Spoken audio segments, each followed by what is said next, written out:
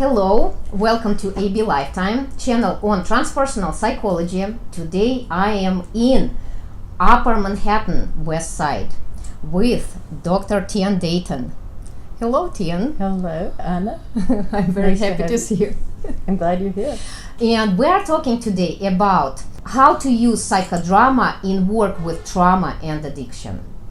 Just to start with, could you please tell a little bit more about what was your experience, how you brought psychodrama in this field, in work with trauma and addiction? Because of personal experience, really, I ran into it in my own recovery when I was about 35.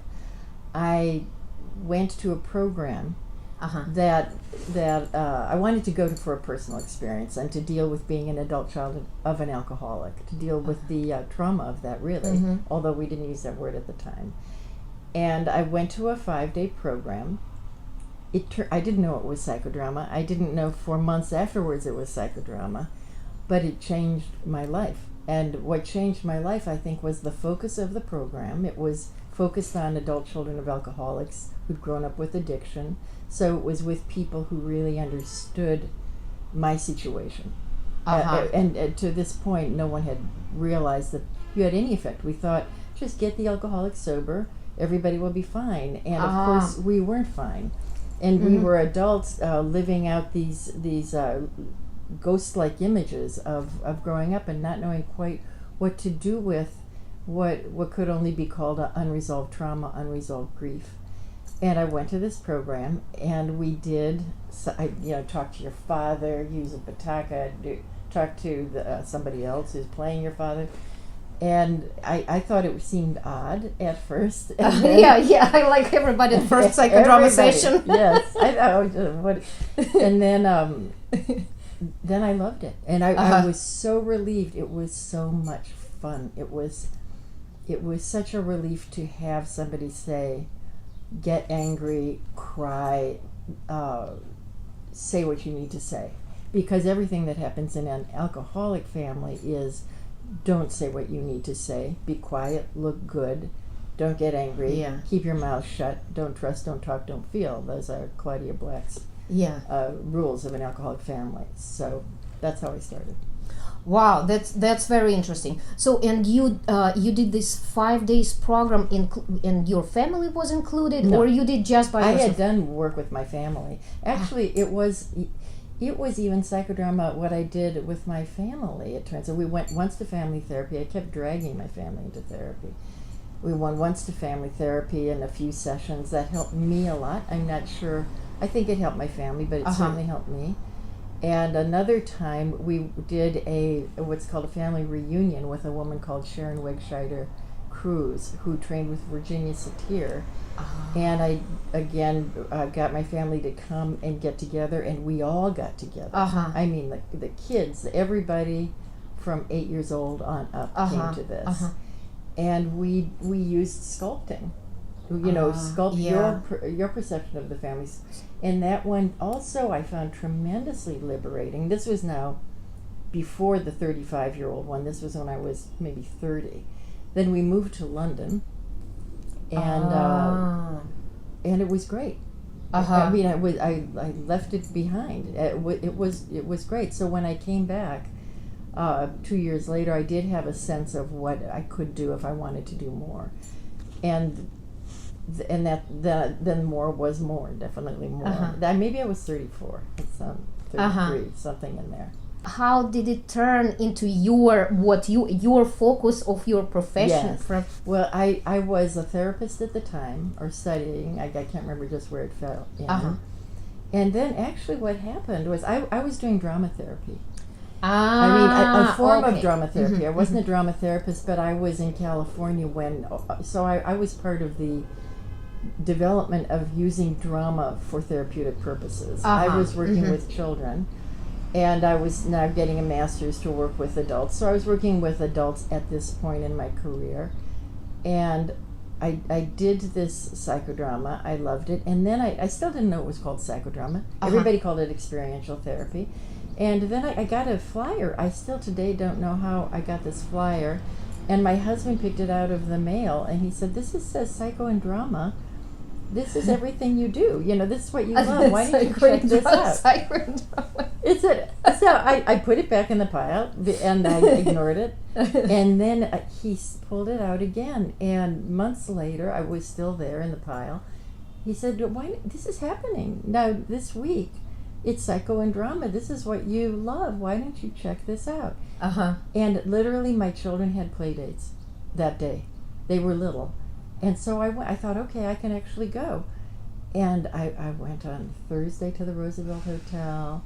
I went to Zerka Moreno's workshops, Bob Soroka's, Adam Blattner. Well, I can't remember who else. And then I on Friday we went up to the country for the weekend, and I couldn't stop talking about it. So my husband said, "Look, it's still going on Sunday. Why don't you just go in and finish it off?" And I did, and I never turned back.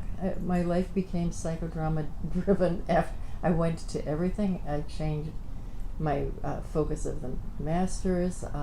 I just knew. You fall in love. I fell in love. I was coming home, as Zerka calls it. Zerka has this way she talks about it when people find psychodrama, that we feel we're coming home, and I felt I was coming home. Wow. And then I was already working in the addictions field, so I was so excited about, I was coming back to my colleagues in the field and saying, we're doing psychodrama, and there's a way that people do it that's much better than the way we're doing it. It was, okay. I mean, I just said, we don't have to keep reinventing this wheel. It's been beautifully, I mean, the architecture of psychodrama is flawless. The 5 elements and the techniques of doubling, role reversal, they're not only are they brilliant, but they are very necessary. To do any form of experiential therapy without role reversal is to do it poorly, to not do it in the way it needs to be done. And doubling is a window into the unconscious that is remarkable. To say nothing of the soliloquy and all of the other techniques. But doubling and role reversal will change the life of anybody doing experiential work, and no one should do experiential work without it. And the addictions field at that time was doing everything without it. And while it was very helpful to people, and it was very helpful. We were doing a Virginia Satir version of it, who had actually trained, I found out from Zerka, with psychodramatists.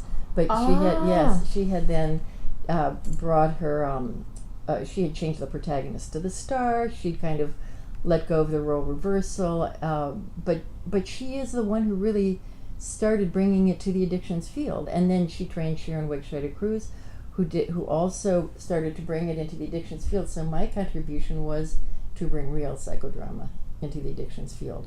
The experiential work was already there. But I spent my entire career devoting myself to training the addictions field professionals to do good psychodrama. And because everybody in the field knew they loved it. It was trauma work. It's Bessel, Vanderkolk loves it for trauma work. Right. It really is for working with trauma, you can't beat this role-playing method. You need to be able to reverse roles, because one of the things you lose in trauma is an ability to empathize. An ability to see. You get lost in the other person's role. So it's not empathy, actually. It's just getting lost in it's codependency. Or you get stuck in your own read on a situation and become somewhat frozen, I think, because of the trauma, because of the way the thinking mind shuts down. So you sort of freeze experience. You freeze the sensorial content of a circumstance, but the thinking mind, because it's shut down, doesn't make sense of that experience. It doesn't fit it into the context of one's life. So what psychodrama allows you to do is revisit, not just the moment, thinking about the moment, to embody the moment, to live in the body you lived in at the time you were being traumatized. And if you can do that and basically just feel those feelings, it doesn't take long to heal. But you have to tolerate the reliving, because that's what will happen, so the pieces can fall back together. What most people do is we don't want to go near that moment.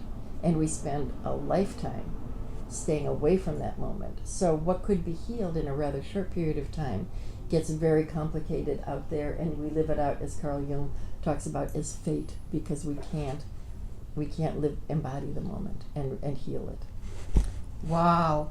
It's so amazing when you explain this. I feel like I have goosebumps. Yeah. And I just like you explain it so clearly, and it's so short. Yeah. It's amazing. I do. Wow. I understand it. Wow. You mentioned that you were trained with Zerka. Could Yes. you please tell a little bit more about that experience? Yes. I trained in the city with Bob Soroka, who I said I had seen at the conference, and is so talented and makes psychodrama hilarious. I mean, I thought anything that is this is funny, it has got to be healing. And then in the country, I had the great good fortune of going to Omega for a 5-day or 3-day thing with Zerka, and I had been doing drama games at the time. I had this first book, and the book was finished and actually in editing when I found Psychodrama, but I because I fell in love with it and realized that people weren't using the word psychodrama in my field, I went back into the editing and put the word in and put Moreno in. Every place I could put the name psychodrama or Moreno into drama games, I put it in, even though I was just learning about it, because I thought our field needs to start seeing that word and associating it with the role-playing we're doing. So Zerka, I did hand Zerka my book, and I sort of thought, maybe you'll go on your shelf, maybe she'll forget. The next day, this was a huge workshop, about 120 people. She said, I read your book last night, and there was a very nice, I like this book very much. Page 82, I think, had a typo. And I thought, wow. So, in which book was that? Drama Games. That was my first book, ages ago. And so I was in this workshop for 5 days, and I was watching everybody, right? And I wasn't even necessarily going to dare to do my own work with Zerka.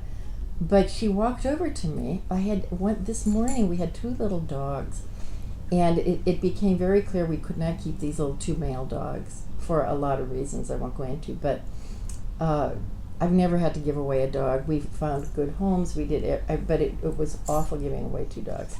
So I was at that day, having left my home and the children, and knowing that was the end of the dogs. We were giving them away that day.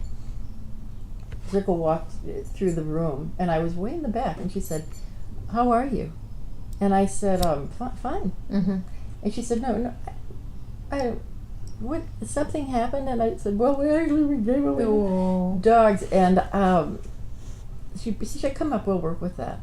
And we worked with giving away these dogs, and of course that morphed into, I had cancer the year before or something like that, and I had to have a radical hysterectomy, which I had already had 2 children, so it wasn't a big problem, but we didn't have a third.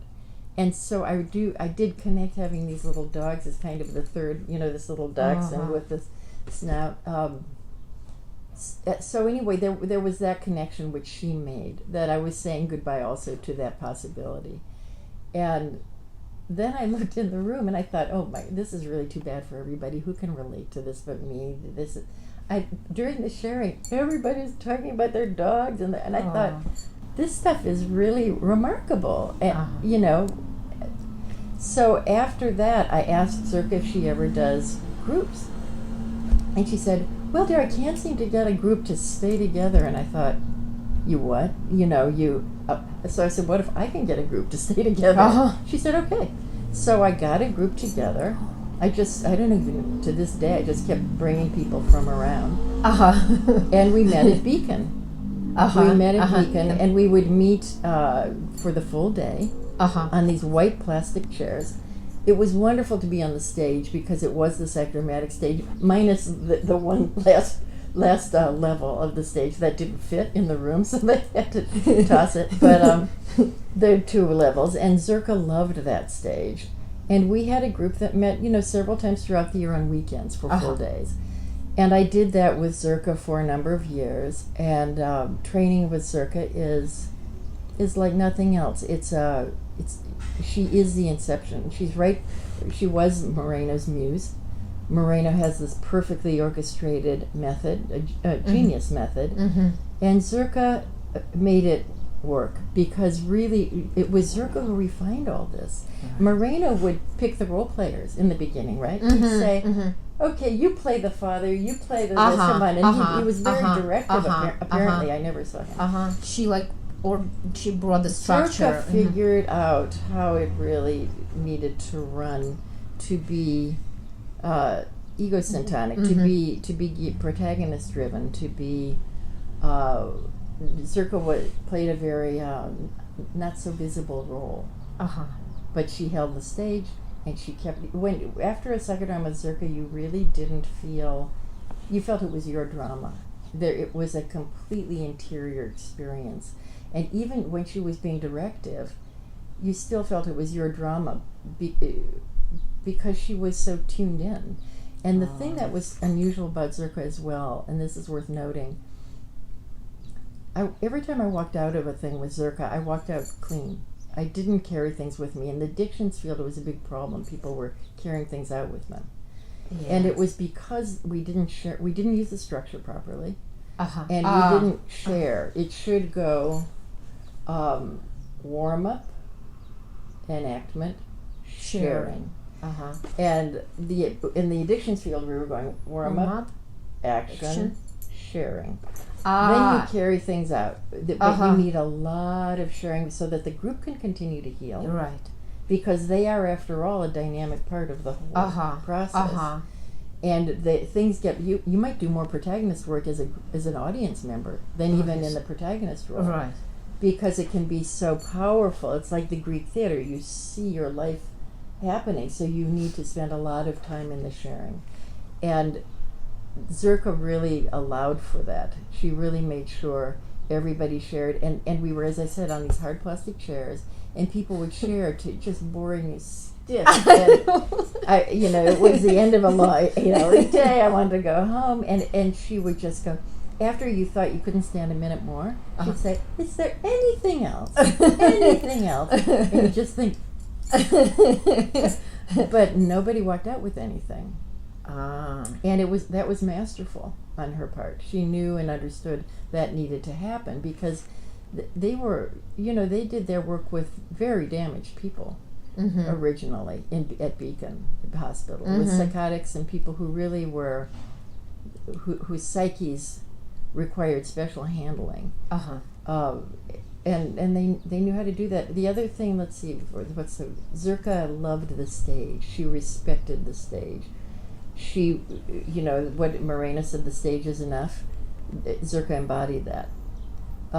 She used the space on the stage. She used the timing on the stage. She knew that, that to put your life out on a stage was in itself healing. You don't have to get fancy. You don't have to just be brilliant. And she was very zen about it. She didn't preconceive. Preconception, prescripting is one of the big psychodrama no-nos. It is all wrong for trauma work, for any psychodrama work. To have ideas about what you want to do with people, I feel that's a really wrong thing because we're asking people to go into the deepest parts of themselves. How do we know what they're going to find? They don't know what they're going to find. You go in and something might shift and you need to go where it has shifted to because that's where the gold is. And if you have an idea about where to go, you're not going to let them do the healing they're able to do. And you might even mess it up because you'll get them to do the healing you think they should be doing. And how do we know? We don't know the inside of people's psyches. We might not even know a person that well. Yeah. It's very presumptuous. So to respect the stage, to give somebody the stage, and to have the techniques so in your wheelhouse and so well known that you can do whatever needs to be done. And I also I think psychodrama's a little like fly fishing. You are on unsteady, slimy rocks sometimes, So as the new psychodramatists experience this, and you need to pass through that place until you will be very solid on the stage. But if you can't tolerate that woozy feeling about where am I, you can't go where the protagonist needs to go. You have to then get them to go where you need them to go so you can feel in control again. But you have to, this is a spiritual paradox, you have to lose control to find it in psychodrama. You have to be zen and in the moment.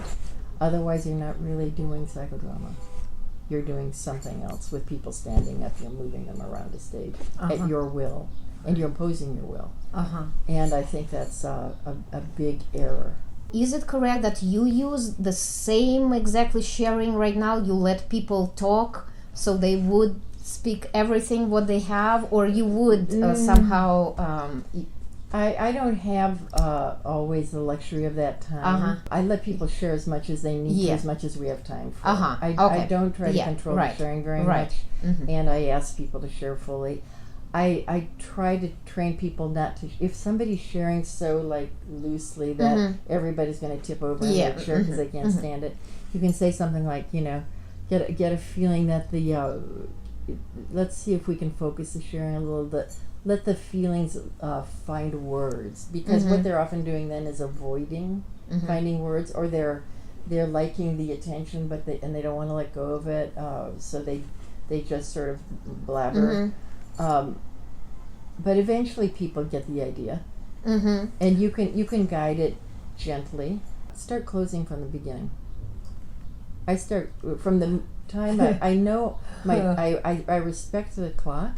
I've always had to work on a clock, so I don't open up what I don't think I can bring closure to, and yet I open up a lot. But you can work with time. You have to, as a psychodramatist. You owe it to everybody else in the group. And also, if you don't have that much sense of, one thing I saw walking through the park on the way to work one morning was somebody working with a seal, a trained seal, and I thought, that is exactly like what psychodrama feels like. You are working with this massive behemoth, big black, undulating mass, and you're giving him fish. You're trying to get it to go where you want it. I realize that sounds like I'm contradicting myself, but it sounds controlling. But it's not. You're working with something that feels massive and out of control because you're working with somebody's unconscious. And you're working with it from here. You're not sitting in there unconscious, and it feels like it can really get away from you. So you need to be deft, and you need to be work from here. You need to be using the tools of psychodrama to work from here, because you're not in the base of the seal. You're bringing the seal into a motion that will be recognizable. For example, if you have the group, 2 hours ongoing group, do you have from the beginning, you already know how much time you will have for sharing? Yes. Okay. I stop in time so that if I know we need a half hour for sharing or for 40 minutes, I stop. I bring the drama to closure. If something just can't be brought to closure, that happens occasionally. Not that often. I will check with the group and say, look, are you okay with speed sharing at the end, because she really needs to, or he really needs to? And if the group is okay with it, they'll signal you. Then we do it. And then I'll say, okay, we really need to, we've got this many minutes, that means it's 2 minutes per person, so just focus and speed share, please, and then grab somebody else. I'm in a 12-step world, so the whole thing is grab somebody after the meeting and share with them. Take care of this on your own. Oh, thank you for telling me that. Yeah. I think the groups operate differently. Analytic groups don't even talk at all between sessions, but if you're in the addictions world, everybody talks all the time. And then you see each other at meetings, so you have to accommodate to that world, and it's a great advantage in this kind of work because they have other resources. If you have to kind of clam up and push it down, and that makes no sense. Once it's up, you want to keep working with it. And you're not the only source of wisdom. Your job is to just facilitate what Moreno said, in a group each person becomes a healing agent of the other, and you may not be the best healing agent for that person. The walk out of group and down the block with somebody else may be a much better moment for them. The healing comes from everywhere. Could you please tell a little bit about relational trauma therapy? So yes, the model RTR, relational trauma therapy, which actually I think I'm not even. It's not even a model. These are processes. They're discrete and they can be used however the practitioner wants to use them.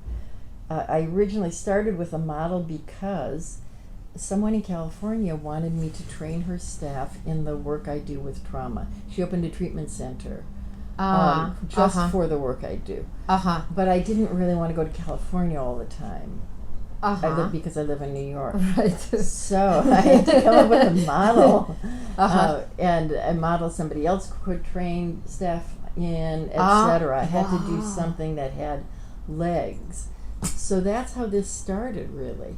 I had all of these processes I was doing in the living stage. Yes. So the 2/3 of the living stage are all these processes, and the reason I do these processes, it's very specific. I was a Montessori teacher a long time ago, and you can put things into steps, a zillion steps. And you can really execute how you work with a child through using all these steps. So then I was doing drama therapy with children, and this is in my late 20s, early 30s, and the budgets got cut. So I wanted to find a way, with my Montessori training, all those steps, to do something with drama games that could be done by a creative teacher, because I thought, this is so sad to lose drama. I mean, it's so important for children. They love it, and they were cutting it.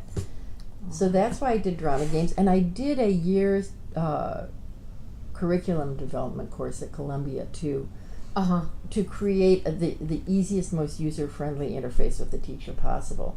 And then when I became a therapist, I started doing versions of that with clients, and it evolved into something else that started when I did I started to integrate research with sociometry. For example, the locograms are golden. They're fabulous. There's nothing better than a spectrogram. It goes anywhere. It's remarkable. The locograms are also wonderful, but they were limited for my population, because first of all, you only tend to use 4 or 5 spots on the floor with a logogram. Not that you need more, but I needed more. And I also needed to incorporate research. Because the reason I liked that is because in the addictions field we use a psychoeducational model. We educate as we heal. And I happen to love that because it puts the responsibility and the initiative with the client. You're giving them all the information you have and saying, look, I trust you. You're an intelligent person. Listen to it all. Take what you like and leave the rest. Get your life to work. And I'm not at all interested in the model where I've got all the answers. I'm so aware that I don't. So I just isn't comfortable. And I don't like having all the answers. So, this makes life dull. Yes, I know, that was it's silly. It's unintelligent. I like how you It's silly. I mean, it makes you very wooden, and pretty soon if you don't have the answers, then you have to make them up. Right. And then people start to see through you, and then you look ridiculous, and then it's an unintelligent place to be. And it's also wrong, because I knew all the people who were acting like they had all the answers, and I knew what their lives looked like. And their lives didn't look like they had all the answers. So I started to experiment. The first thing I experimented with was grief work. I just did a locogram. Bowlby's research: numbness, yearning and searching, disorganization, anger, despair, reorganization. Stand in one of those. And there's always other, okay? So there's never other. So I played with that as a locogram. But then they started cutting budgets again. in New York State in all the treatment facilities, and I had training groups by this time. And one of the members in my training group came in practically in tears, and he said, I have 35 people in a room, and I'm supposed to do therapy with them. And we all in the group just sort of thought, oh my God. But then I thought, when I went home, if anyone should be able to solve this, it should be a psychodramatist, a sociometrist. So let me play.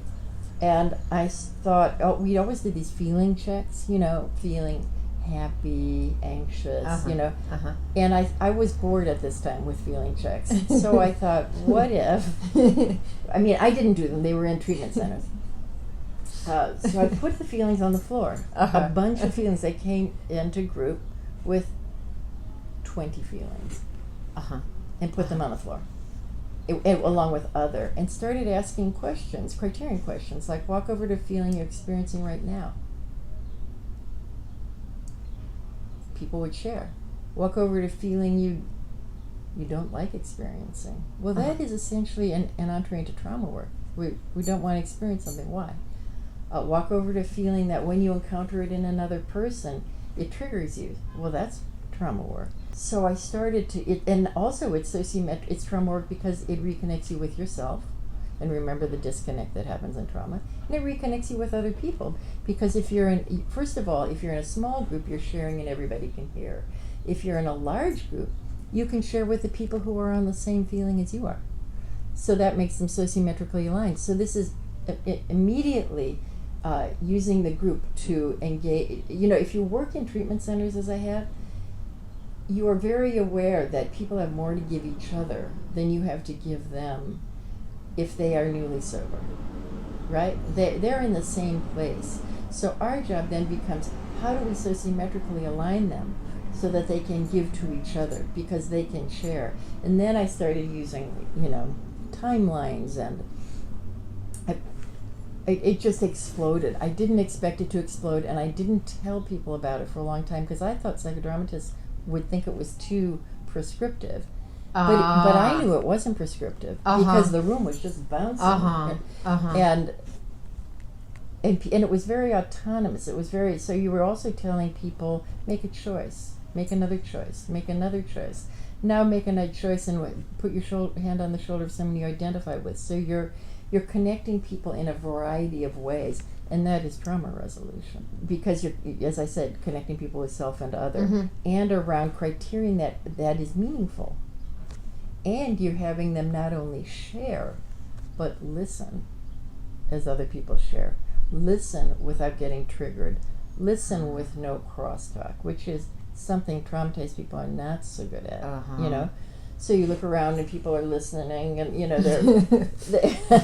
but eventually it's a playful atmosphere. Right. You get good at listening.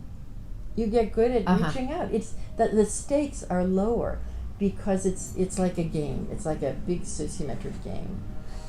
And you use it as warm up? I use it as it can be anything. It depends on your skill level. Okay. I use it as a warm up.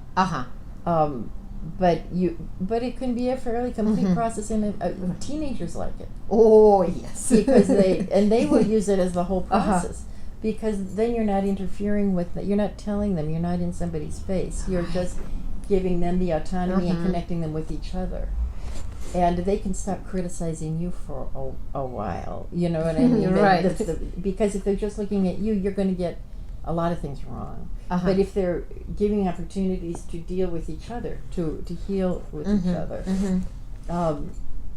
there are very few situations where you can't use it, and you can change the things that are on the floor.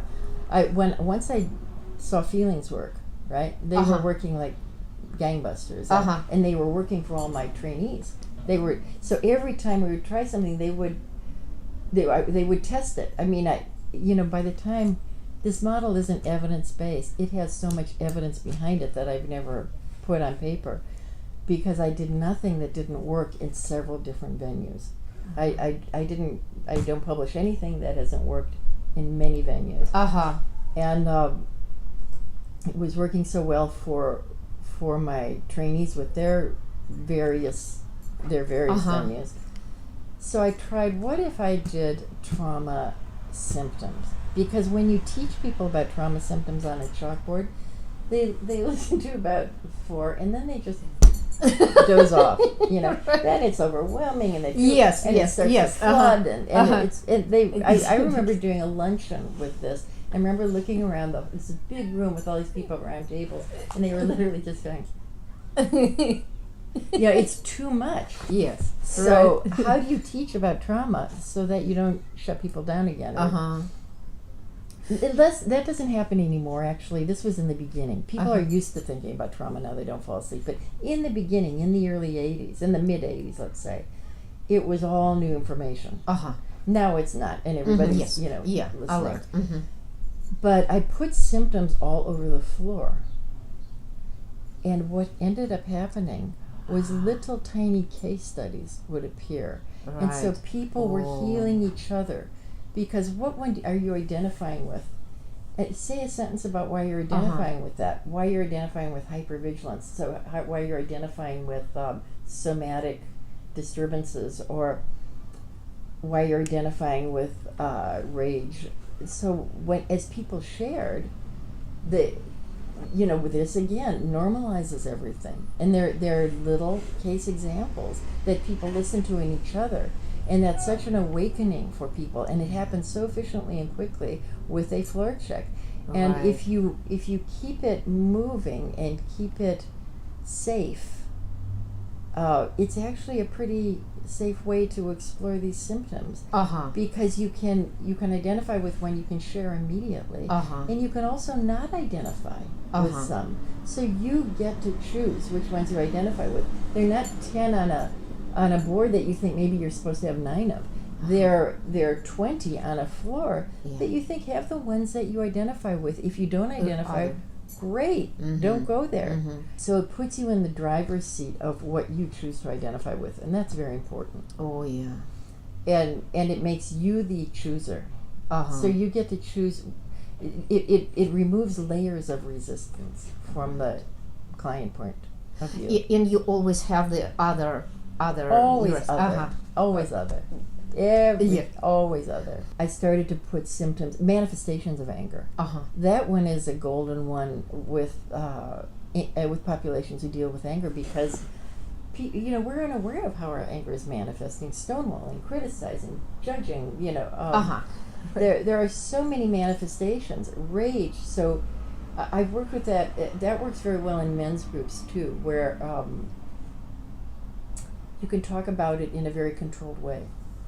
You can feel it. You can experience it all, but you're not. Bataka work is a little tricky because you want to be able to express repressed stuff using a bat and get it out of your system. But there's a fine line between getting it out of your system and putting more into your system. So I only use Bataka work sparingly. I like it sometimes, but you don't want to rely on that. That's not anger. Wait, if you think of anger work as just beating a pillow, you're missing all the other manifestations of anger. And this floor check with anger starts to get people much more reflective on how their anger manifests, or what kind of anger manifestation they have trouble with in other people.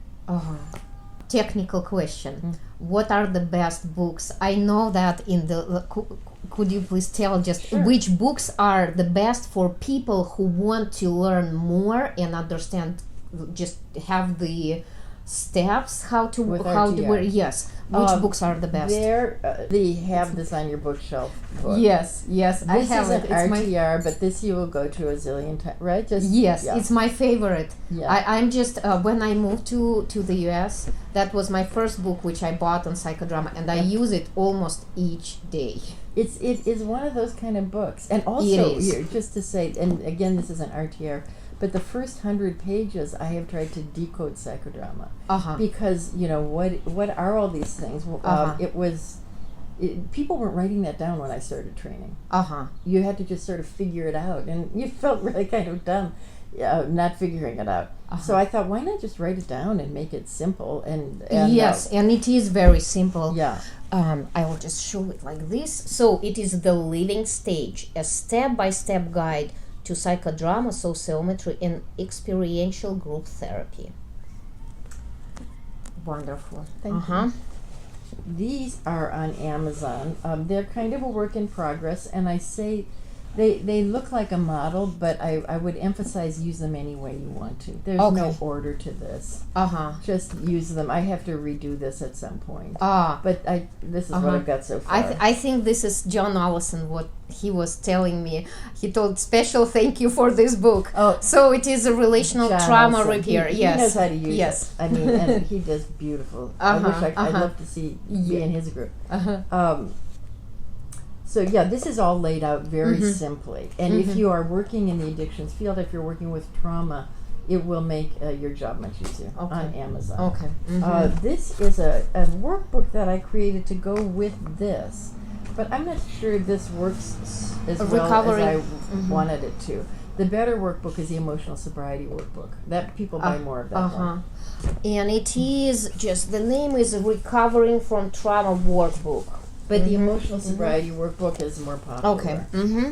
Could you please tell about the videos on RTR? So for a while I was traveling and training a lot of facilities and using RTR. And several of them filmed the trainings. And they're on my website, tiandayton.com, under RTR tab. They're helpful in seeing the model. And I've got a lot of different ones, a lot of different versions of the same work. You have very good videos. And I've been just lucky that people have been wanting to do that.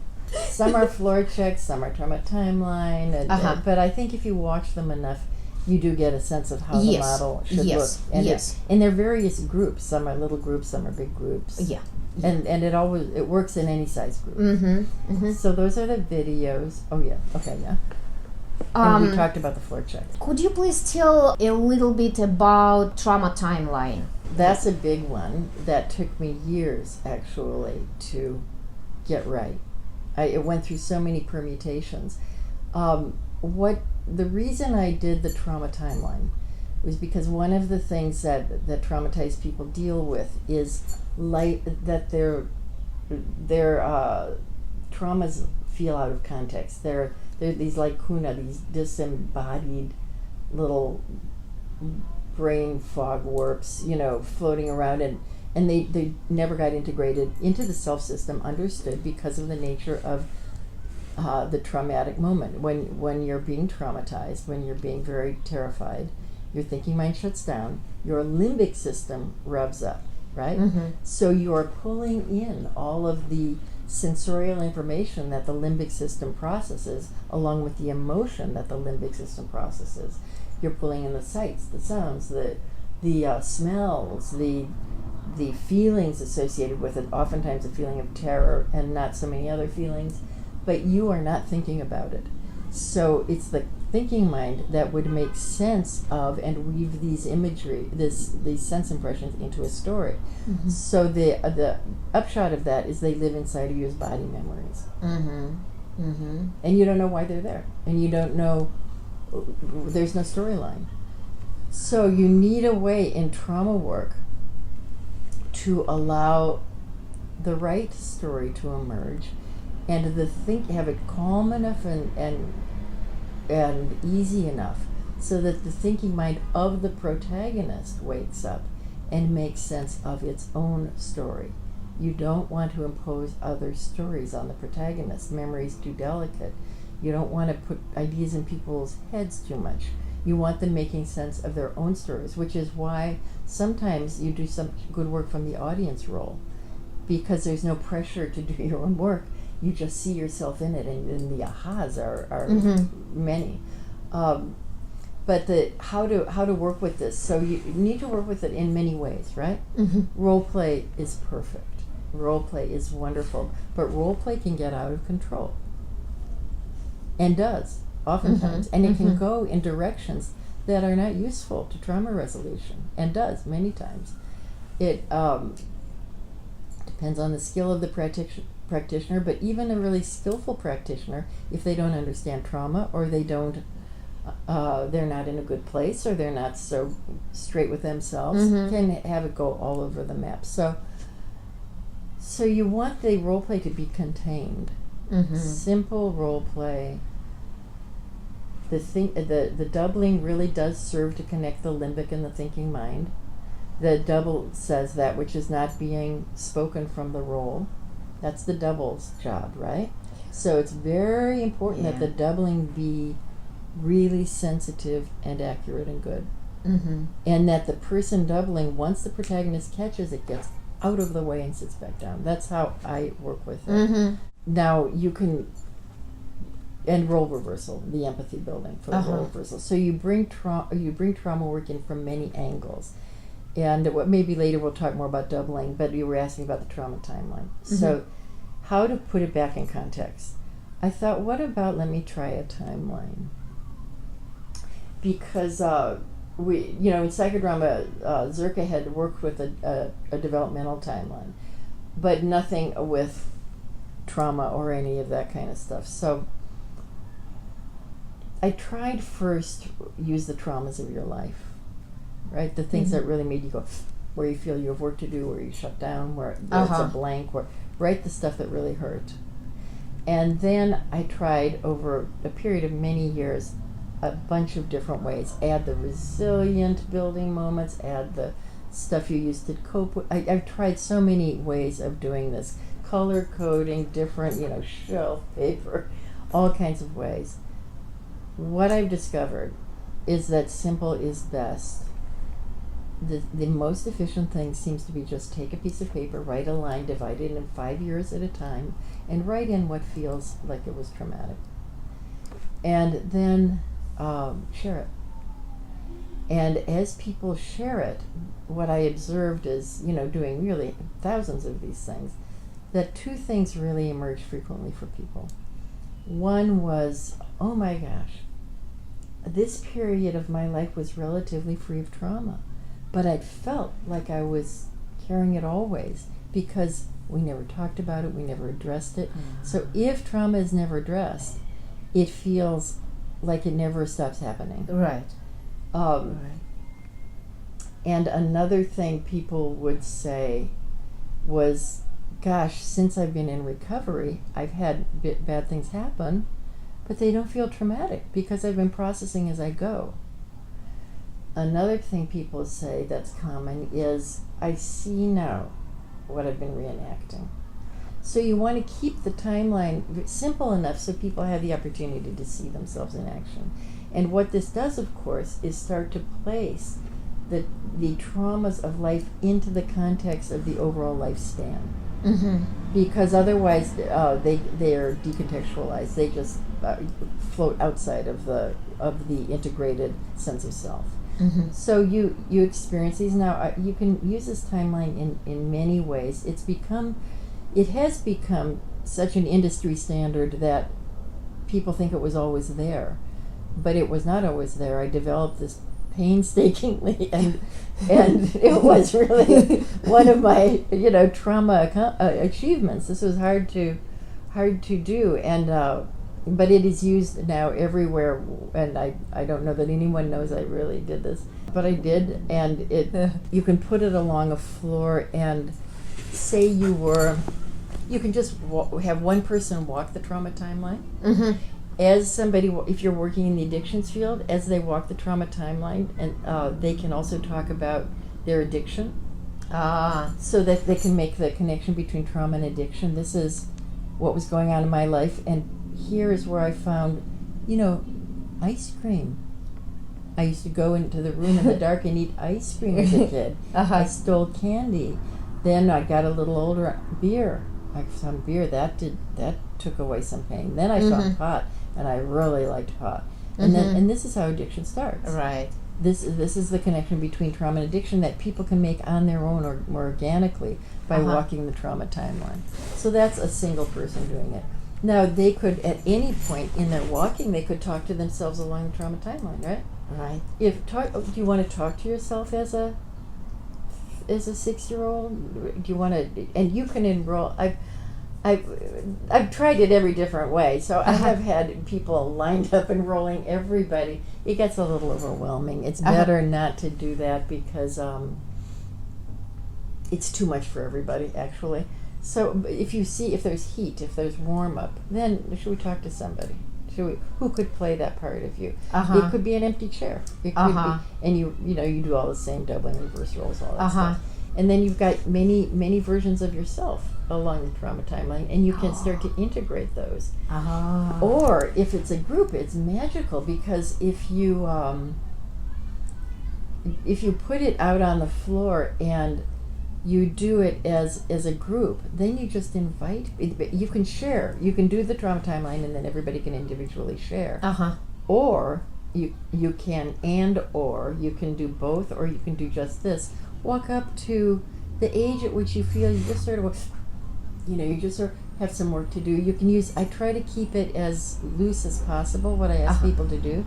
In other words, you don't want to say, walk up to an age where you thought you really experienced something traumatic, or really scared you and shut you down. And, you just want to go walk up to where there's something to do, something where, and you will see, that's another connect, each person becoming a therapeutic agent, because the babies will be at the same age, the 10-year-olds will be together, the teenagers will be together, the early adults will be together, the later adults. So share with each other. Well, they have more to give each other than I do have to give them, because they're in the same place together. And the room will, again, come alive with that kind of sociometric sharing, because they are all sociometrically aligned according to age. So that's a way you can use it in the group. And then, of course, the protagonist can warm up and come out of that, and you can do psychodrama. Ask different questions. Now, the criterion question first, where is there some work to do? But you can ask another question, where do you feel, if you want a resilience building question, where do you feel great about yourself? Go along a line and find an age where you feel a door flew open for you and suddenly life made sense, or you did something you felt great about, and share about that. You want to capture all of that stuff too. A woman I was working with whose parents went through the Holocaust said, my trauma starts before the timeline. So we did her drama before the age of 0, and then you're working with her parents and the trauma that she took on from them, and that was the most serious part of her trauma timeline. You can throw it out into the future. What are you afraid of out there? Who could play yourself out there? Talk to yourself out there. Reverse roles. You can do anything. That's the beauty of psychodrama. That's what you learn working with people like Zerka. You can do anything. The world is your palette. Life, all of life, before, during, and after, in the future, in the past. It's all there to work with, and to have the ability to do to talk to yourself in the future. Ready? Talk to God. How many times do you get to talk to God? If it's a somatodrama, who could play your stiff neck? Who asks you to talk to your stiff neck? If you're somatizing trauma, you can play body parts. You can talk to that first moment when I was in Bob's group, that first time I encountered psychodrama, I did a drama about my operation, about having a radical hysterectomy, and I had people playing body parts. Somebody played my father, and it was a woman with earrings and pearls, and but all the as if fell away became as, and it all became part of my inner world concretized. What we're doing in psychodrama is finding every kind of way of concretizing. So we're concretizing inner parts of ourselves, complexes, who could play your fear, who could play your depression, who could play your anxiety. It's all a process of concretization, and that's what the trauma timeline is too. It's you're concretizing the length of your life, or the what happened before, or what you're afraid could happen in the future, and you're just putting it out there so each part can be explored and then integrated and pulled into the context of your life, so you have a sense of beginning and a middle and an end. Trauma takes that away. You lose a sense of a beginning, a middle, and an end. You lose a sense of a before and after. So you want to reconnect with who you were before the trauma, if you in fact can. And many people do with the trauma timeline. They find themselves, wait a minute, I wish I were this carefree 8-year-old again. Who could play that 8-year-old? What do you want to say to that? Reverse roles, and what does that 8-year-old want to say back to you? You can go in any direction you want to go.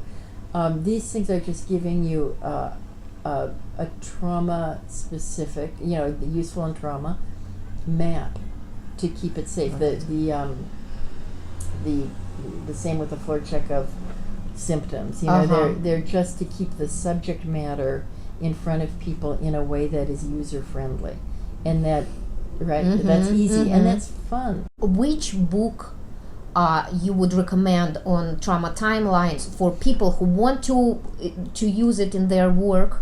Which book is better to use that? Is it The Living Stage? In The Living Stage. Yes. And I think, and I've got it in RTR.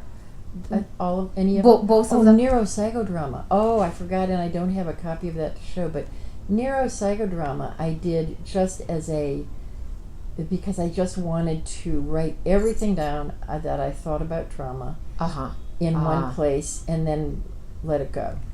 And so I really did that as a kind of a service, I thought. But to write a book about the thinking behind trauma work. So Neuropsychodrama is if you want to do trauma work, please read Neuropsychodrama. All right. How to think about working with trauma. How to think about it. And that's very important. And you don't want to get lost in roles with trauma work. You want to understand that the real work is in the reliving.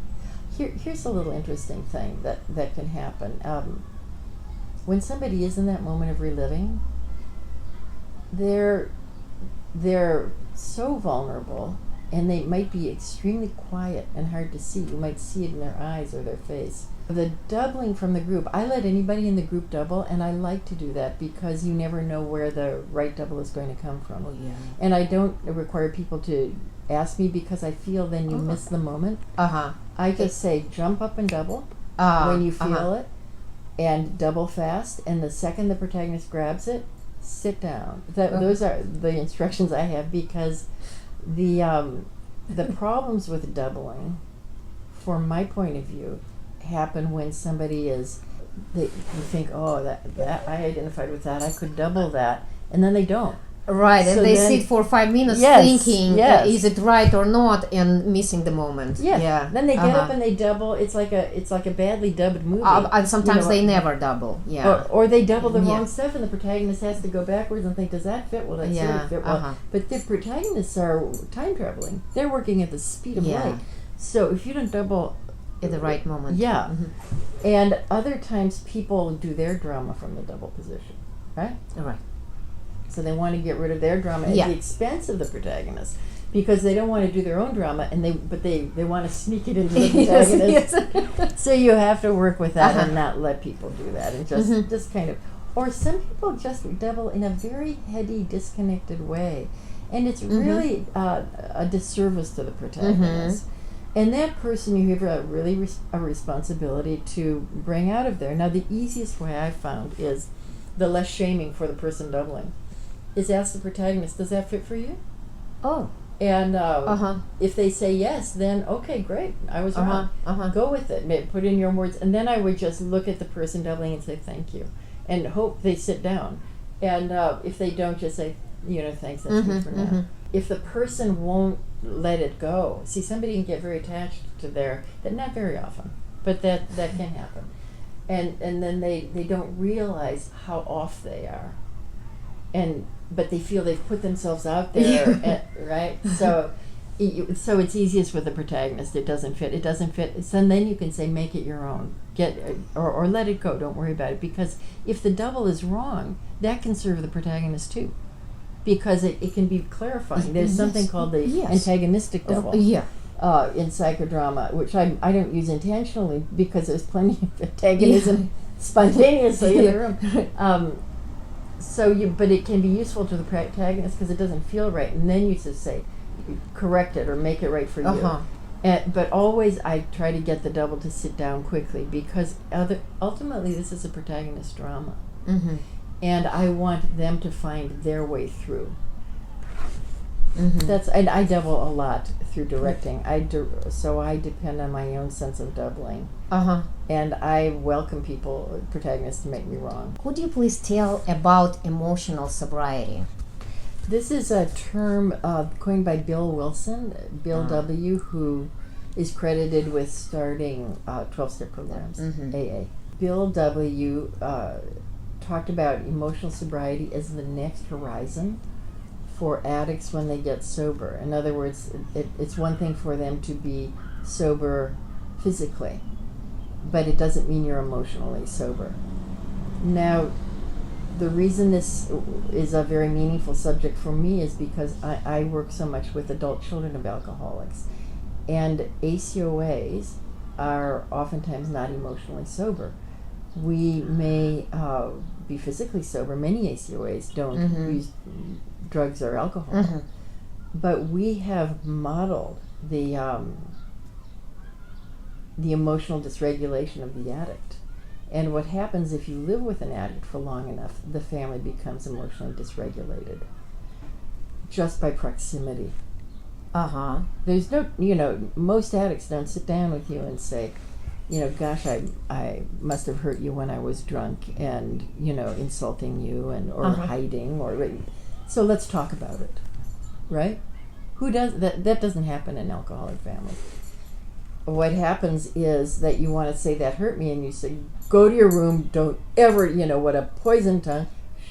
There's rage. You learn not to talk about what's really going on with you. And the whole family learns not to talk about what's really going on. It's too frightening.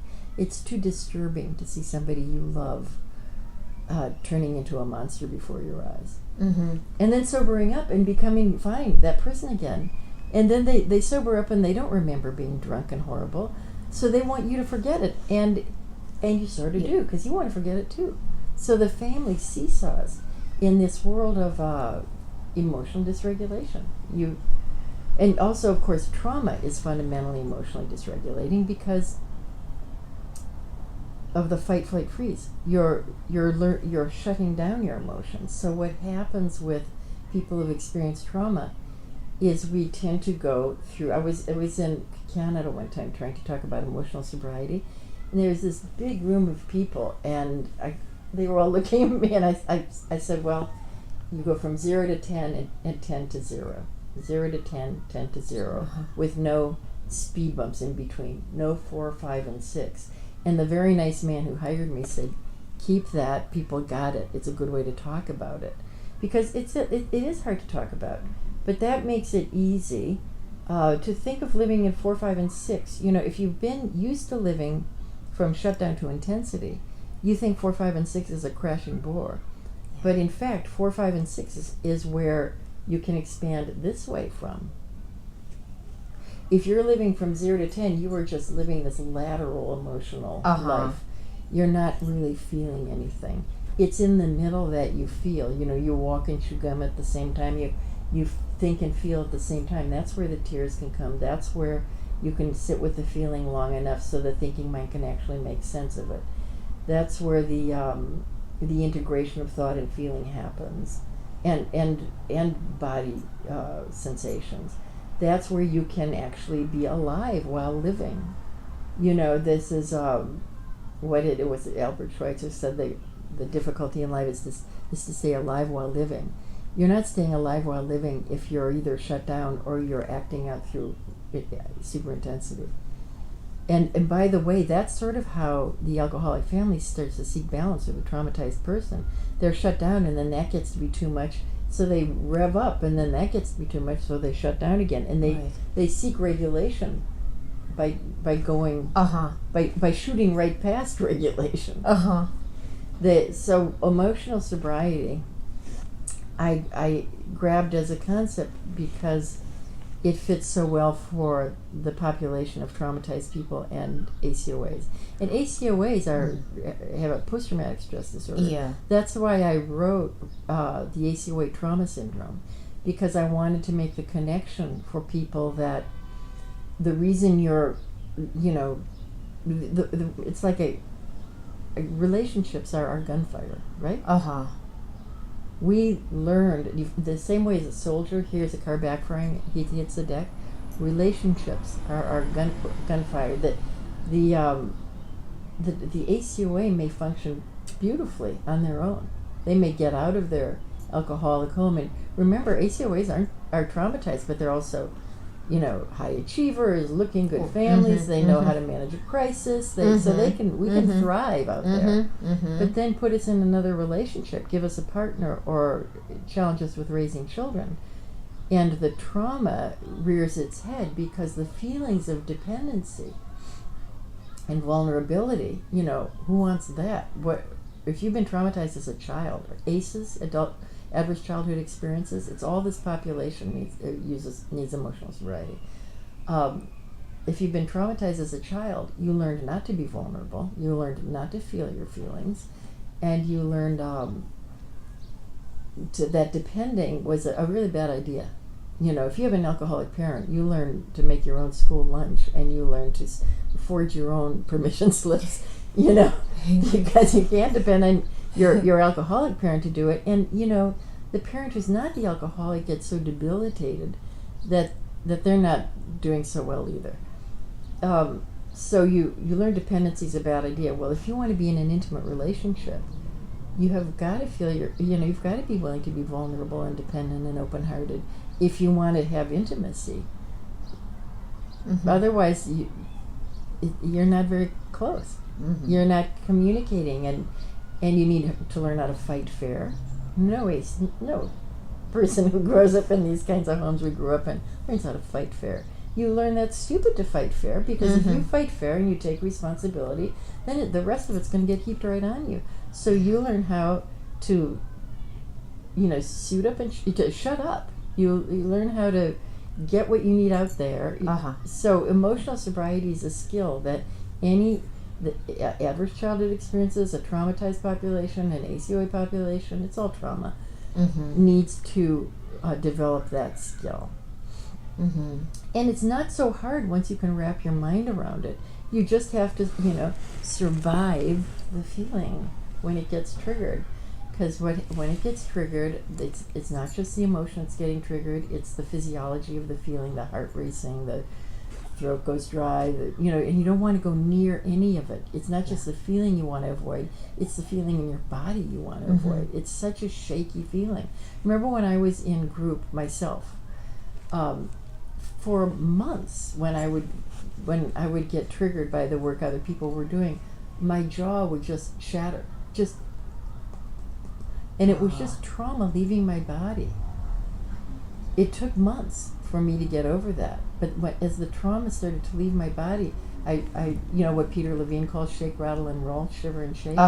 And you'll see that with psychodrama. You will see as trauma leaves people's body, their legs might shake or their body, and just let them. Don't just go for it. Shake it away. They don't have to do anything. Like, I don't say shake it off. I just let their body do what it naturally wants to do. Because here you're forcing it again. You're trying to control it. They'll shake well enough. Just let them do it. In my case, it was jaw. And so, is that answer? Yeah, it is answer. And it's interesting because while we have this conversation, your jaws are so relaxed. Before you told this, interesting. I paid attention like 10 minutes ago. Interesting. Wow. Well, because I know that my jaw is like kind of like have tension. Yeah, it's a natural place for tension. Wow, that's interesting. Thank you for here. I was in involved with a yoga ashram. My husband and I, before we were married, and then when our children were very small, and we did yoga practice and meditation these were in our early 20s, and really I worked in a therapy program there and did biofeedback with clients. And that's invaluable for an adjunct to trauma work. It's through meditation. You're, as you sit, you learn to sit with the feelings, and your thinking mind in meditation does start to witness thoughts, so that you learn to get less glued to them. Trauma kind of glues it all together. Meditation helps it unglue, so that the thinking mind can start to witness the activities of the body and the limbic world, and you learn to have that witness is a very powerful thing to have. Thank you for telling this, because I'm all the time, with my channel, I'm telling about I'm Ashtanga yoga practitioner, and I'm practicing for 10 years. And it is so I all the time tell practice Ashtanga yoga is wonderful, breathing, And I also practice meditation, mostly Vipassana, which is silent meditation. Wow. Yeah. So No thank wonder you for you look so joyful. Thank you so much.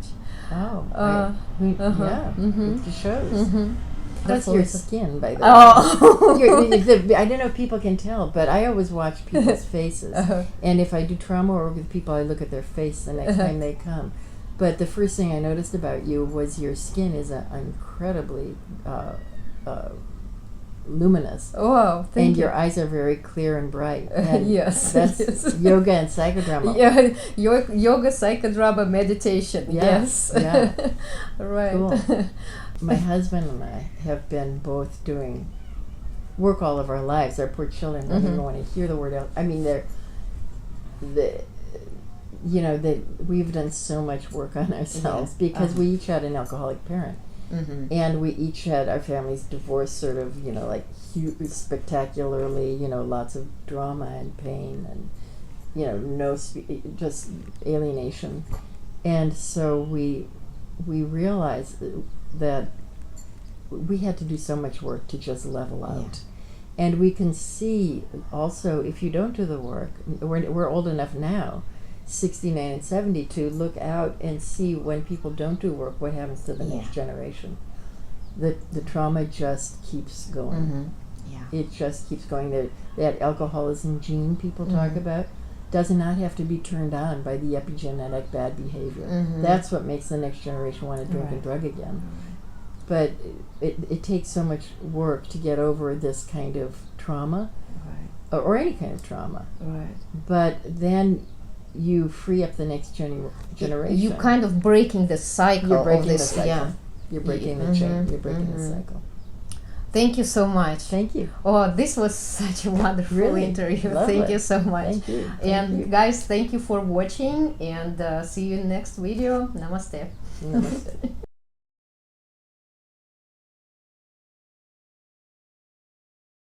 So as people find their seats, we're going to get started. Welcome. Hello. My name is Ben Levinson, and boy, are we in for a treat. I have the privilege of being on the board of iCAAD, and on behalf of the board and everyone who works with us throughout, we want to say thank you for being here and making this year's conference one of the most memorable and successful we've had. We hope you've enjoyed it as much as we've enjoyed having you. If you're like me, Dr. Dayton's work touched your life probably before you even knew about her. I know in my case, her work touched my life before I knew about her. And so it is a super privilege to get to introduce you. We have had an amazing lineup of powerful women these last 3 days.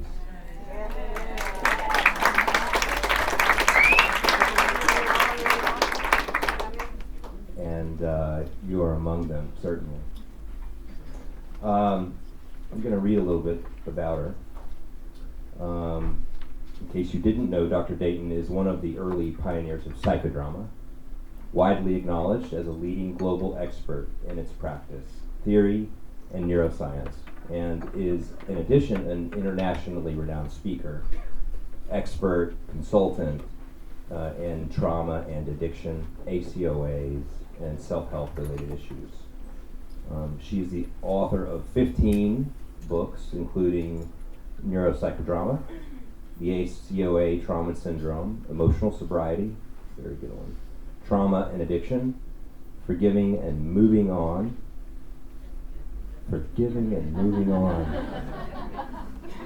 and The Living Stage. And on that note, she's going to be signing books in the Lancaster just across the way at 3:30. So if you're interested in having a moment with her, you can meet her there then.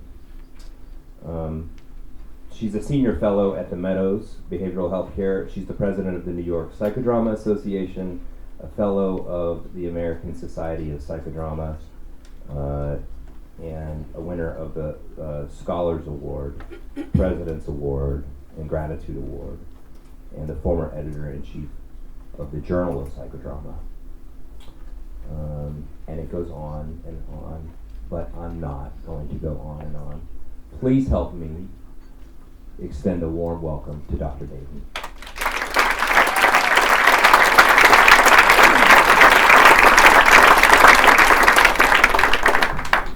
Hi. So I'm very happy to be here. I need to ask you for some indulgence. In the plane, in the airport on the way here, I pulled my back out. I think we're echoey on here right now on the mic. And it was one of those things of getting up from a chair and thinking, I'm not sure I can keep standing up.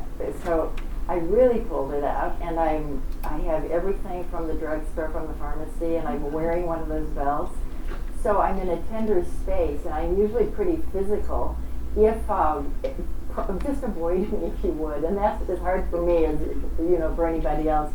But I'm really in a tender place. Is that okay? Yes. And the other thing is, I want to take Tylenol so it doesn't hurt as much. But that sometimes gives me an allergic swelling. So I thought I'd meet you before my cheek does that. I just, we'll be fine, but it's not normal.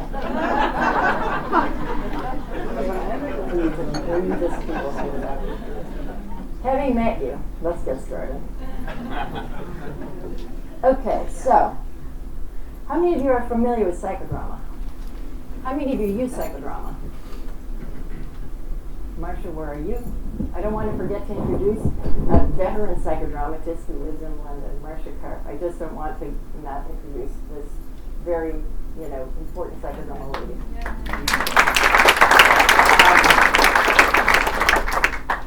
So, how many of you are using it in your practices? In your treatment facilities? How many of you would like to? How many of you are afraid of it? What I do, what I've developed over the years in the field, this model that we're doing today is called Relational Trauma Repair. Does this sound okay to you? I feel a little bit. It's okay. This is the best we can do? Can I move it down just a tad so it lower? It feels a little echoey, but then I'm a little odd today, so. That's better for me. How is it for you? Okay, great. So the addictions field, one of the things I love in the addiction field, I'm an ACOA, and my life of recovery started when I became aware that I was an ACOA. And one of the things I loved about these week-long treatment programs that and Gary Seidler, who has opened the field for ACOAs. So one of the things that happened for me was that psychodrama just really did this. It just opened me up in a way that made it possible to move through things quickly.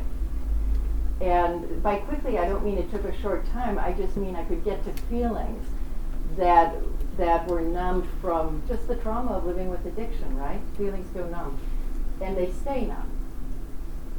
So you all know the trauma dance, right? Of why that happens? Or is that familiar? That's the thinking my chest on, but the limbic system revs up. I don't want to bore you. I want to stick to my subject. Okay, so we're left with a lot of numb feelings. Psychodrama is very efficient for that. But only psychodrama, in my experience in our field, can go in many directions, right? And it depends on the skill and the awareness of the practitioner, how many directions it goes in and how safe it is. So when I was asked by somebody many years ago to create a model, I said, let me do it, but it's going to take me forever to create it. So I will keep the model for myself. I mean, I won't give it to you entirely, but what I will do is create a model that is easy to use, that doesn't require the kind of training that psychodrama requires. So then we use sociometry. Zerka Moreno is the inceptor of psychodrama, sociometry, and group psychotherapy. Father of group psychotherapy. Psychodrama is anything you see that's role play, that began with psychodrama. Sociometry is the attractions and the repulsions, the neutral between people. It's really the group dynamics.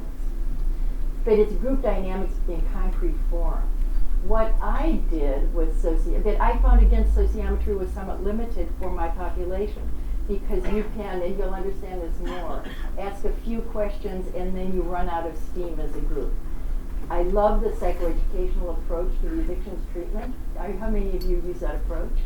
In America, it's all we use. This is psychoeducational. It's both experiential, but it will educate, so that's even efficient. It will connect your groups, it gets them out of their chairs, it gets them into feelings but not flooded. That's the idea. It keeps them moving around the room, not just 2 or 3 times, but as many. The biggest group I've done this with is 1,000, and it was like a clock. It was like watching clocks, because it just kept going like that. So if you get efficient at it, the model will work with itself. And Moreno's belief, each one teach one. Moreno is in a group, each person becomes a therapeutic agent of the other.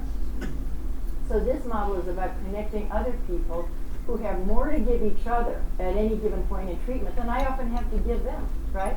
They're in the same place. So what we want to do is create sociometric opportunities for clients to connect with each other. Because what they're sharing from the place they're sharing can have more value in terms of the healing. And I just can't get there as the clinician for every patient every time, but they can get there for each other. Is this making sense? Yes. So without further ado, we have this much of a working space, and I think I don't think we can move back really. So we'll just work with what we've got. Does that sound okay? Yeah. Whoever feels warmed up, the first thing I started with is the feeling floor check. I started this because I had a very depressed trainee. America cut all the budgets about 20 years ago, and he had groups of 30 and 35, and they said do therapy with them. And we were all just sick for him. And then I thought, wait a minute, if anyone should be able to provide that experience, it should be a trained psychodramatist. So that's what started this. I started putting feelings on the floor. I didn't tell psychodramatists for ages. I thought they'd think I was doing something heretical, but not so. The psychodramatists liked it. What to explain? Feeling checks. Do you ever do them in treatment? I just couldn't stand another feeling check. I just couldn't. How are you? Happy, glad, excited, I just couldn't do it. So I thought, what if I put it on the floor and get it to move, and get it to be alive, and get it to be more real? That's this. You can use any feelings you want. This is all in RTR. I didn't bring that material with me, but it's relational trauma repair, or it's in also neuropsychodrama. It's in that book, this model. Everything you see here, there. And you will hold it up, please. This is all in RTR. So, laid out easily. We have other somewhere in psychodrama. We never think we know it all. We think, if you don't see what you want on the floor, you stand on other and write it in. There's nothing sacrosanct about these feelings. They're the ones I wrote that day. Add other feelings. I think it's cool if you have long-term treatment to have people participate. Have the clients write the feelings. Have them decorate the feelings in art. Build your feeling library. Walk over to a feeling you're experiencing right now, please. Anyone who's doing that. Psychodrama is all about warmth. Pretty soon we'll move away. Let's get a few more people moving around. A few more people. There's room for more. If you're warmed up, don't hesitate. Come on and find us. Mill around. Okay.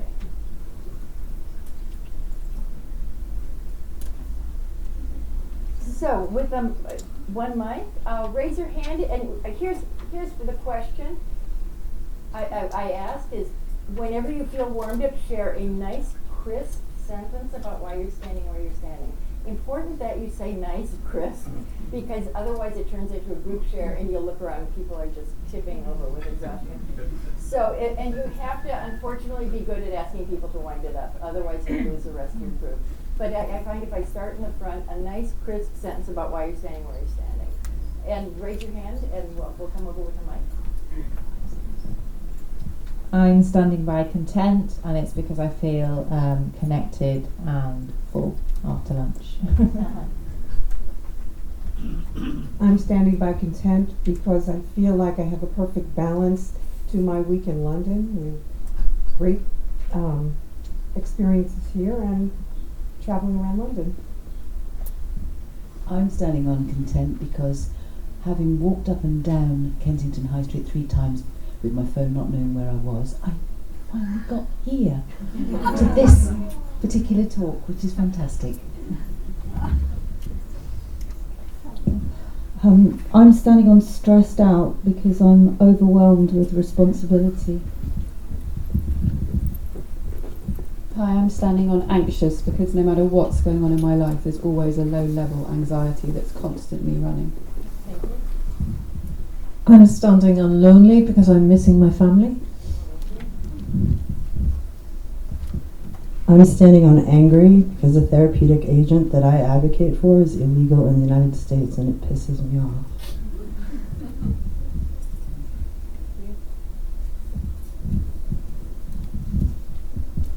I'm standing on other because I couldn't find excited. I was so excited to come. I'm standing on depressed. I turned it the other way up because I'm not.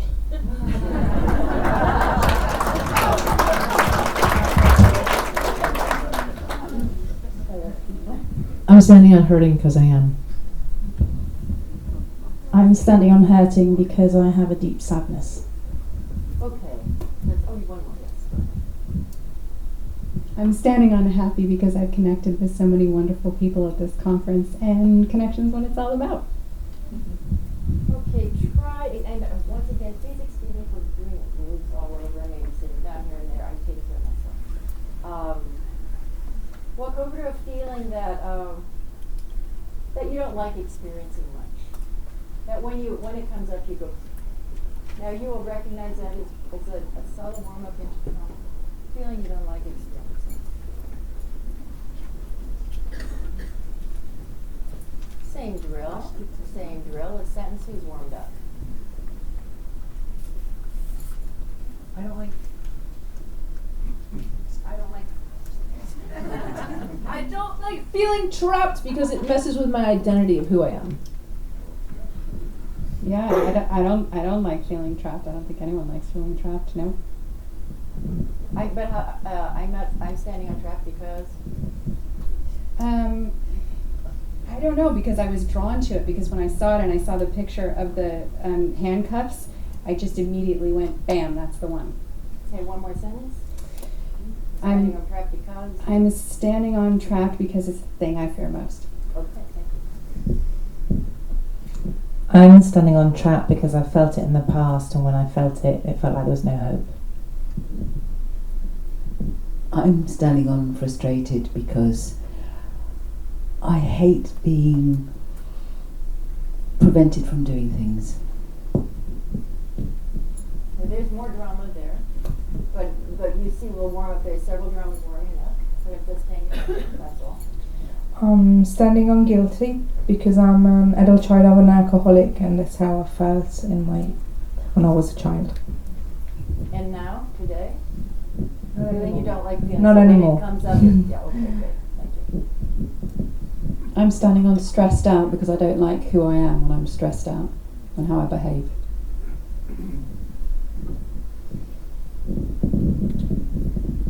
I'm standing on angry, but I don't mind feeling angry, but it's my rage when I tap into my ACOA rage which I did lately.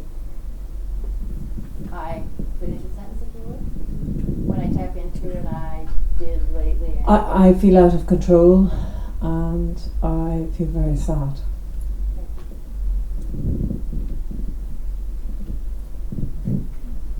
I'm standing on board because I hate when I relapse and I get bored at a meeting. So that's what it reminded me. I hate when I relapse and I get bored. I hate when I'm bored at meetings and I use that as an excuse to go out of the rooms. And then relapse. And then relapse. Okay, thank you. Over here, Cynthia? I'm standing on scared, and I don't like that feeling because it can take me into terror and panic. I'm standing on empty. I'm an addict, and I choose all the wrong things to fill up my emptiness.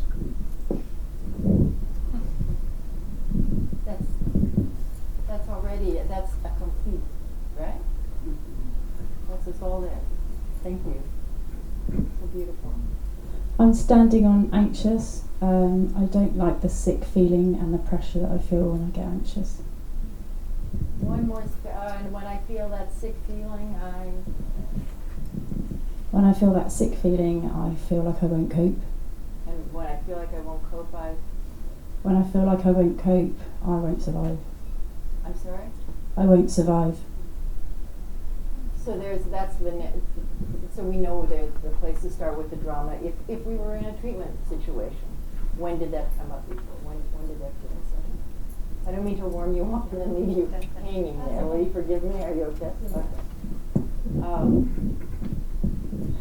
I'm standing on resentful, and I don't like feeling resentful because it blocks me from my own feelings. Oh, there you are. Okay. Yes. Yeah, clear. Thank you. What do you say? You get this idea somewhat, right? You want to move into the trauma symptoms and see how we work with those. Would you like to be seeing some psychodrama today? How many of you want? I figured as much because I'm hearing that. So that's why I want to show you the warm-ups. And then we can, if somebody's warmed up, we can do something. Okay, so if you could lift these up, and Minta, if you could find, or Craig, if you could find the other pile with the long symptoms on them, and just scatter those the way these have been scattered. If you all want to stay, do you want to stay up here and do the next thing, or do you want to sit down and have different people be able to come up? Or okay.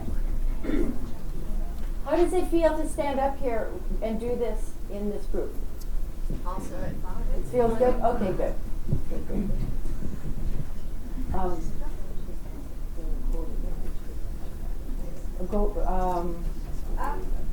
Hi, I'd just like to say that we didn't mention at the beginning of this that the presentation is being recorded, so anyone who is participating, be aware that, and if they don't want to, obviously, please don't. Yeah. Are we okay with that? That 0 shouldn't be there. Oh, cool. Thank you so much. Just anywhere there's room. Okay, so now what these are trauma symptoms. And the reason I'm working with them like this is because I noticed when trauma started coming into the field, when I would lecture about it, people would start to go dozy, right? It's very hard to find yourself on a chalkboard. You start to get flooded and you think you're every symptom, or you want to leave, you want to avoid any of it. So by putting them on the floor and managing that, it helps people to decide. One of the things that happens if you're traumatized, if your thinking mind shuts down, right? You start to lose the prefrontal cortex decision making. So we want to work that backwards and provide as many experiences so that people can reclaim their ability to choose. So if you see this process, they're choosing constantly, right? It's constant choices. And that's just a subtle way to train choice. Stand up, please, and walk over to a symptom that you feel pulls you right now. Just stand up, anybody? Come on up. Who's ever warmed up, and whoever wants to play a little. By the way, if you have any inkling of doing this yourselves, please come up and do it here. Does This is not something to watch and take out and then do. It's something to do and then consider doing.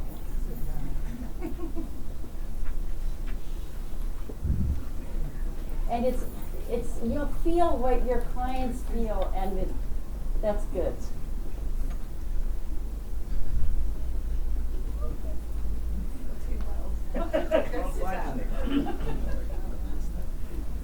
Now, are you hearing there's just a little more action in the room, a little more buzzing, a little more familiarity? Okay, so it's same thing. Now, a sentence about why you're standing where you're standing, please. Anybody who's ever warmed up. Can you all hear? If you can't, you're good English people who say, I can't hear. I'm trying to get Americans to act like you act. So I'm standing here because I have hypervigilance, just put it on the floor and it just He's right over here now again, we missed that, yeah? Yeah, so I'm standing on hypervigilance because that just screamed at me when it was put on the floor, and that's certainly something I constantly do. Do you have any sense of why? I'm an ex-partner of an alcoholic, and I learned to be quite hypervigilant in that relationship, and that carries on in other relationships. And so it started there? Mm-hmm. Okay, thank you.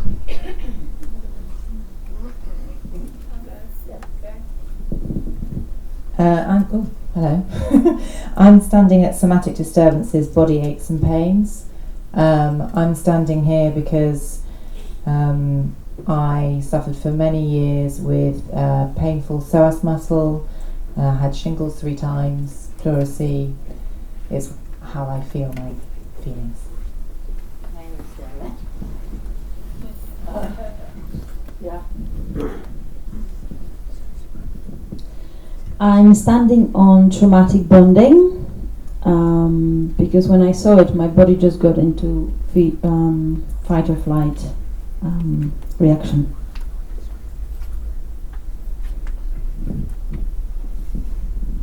Hi, I'm standing on cycles of reenactment, repeating painful relationship patterns. I'm standing here because when I saw that, my heart started beating very fast and I didn't want to stand here. And it's because I keep repeating painful relationship patterns.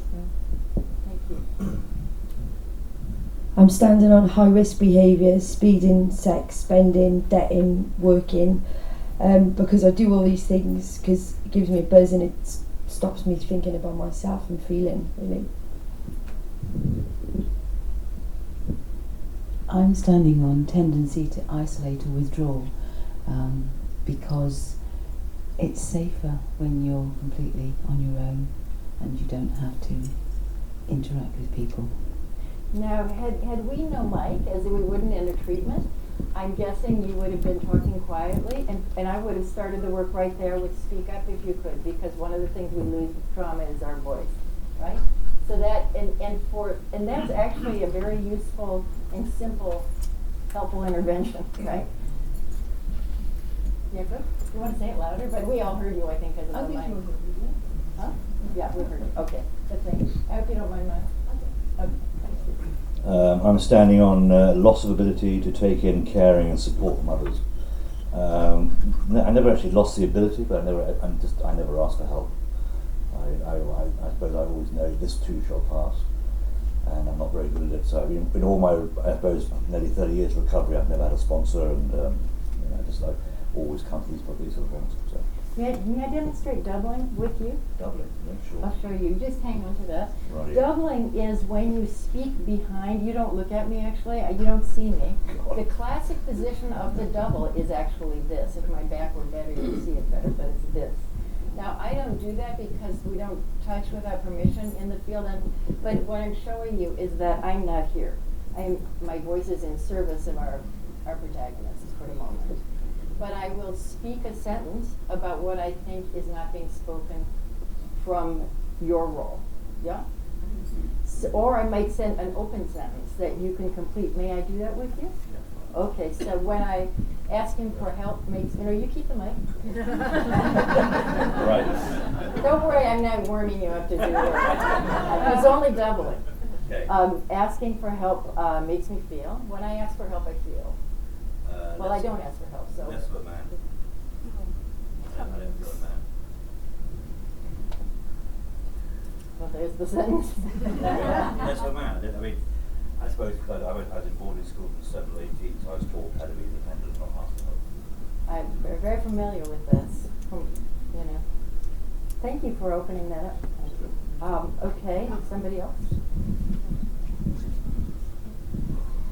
I'm standing on rigid defenses, denial, dissociation, splitting, minimization, intellectualization, because I feel like I'm often living sort of, I just have this top part of my being and I'm kind of cut down and I'm intellectualizing a lot.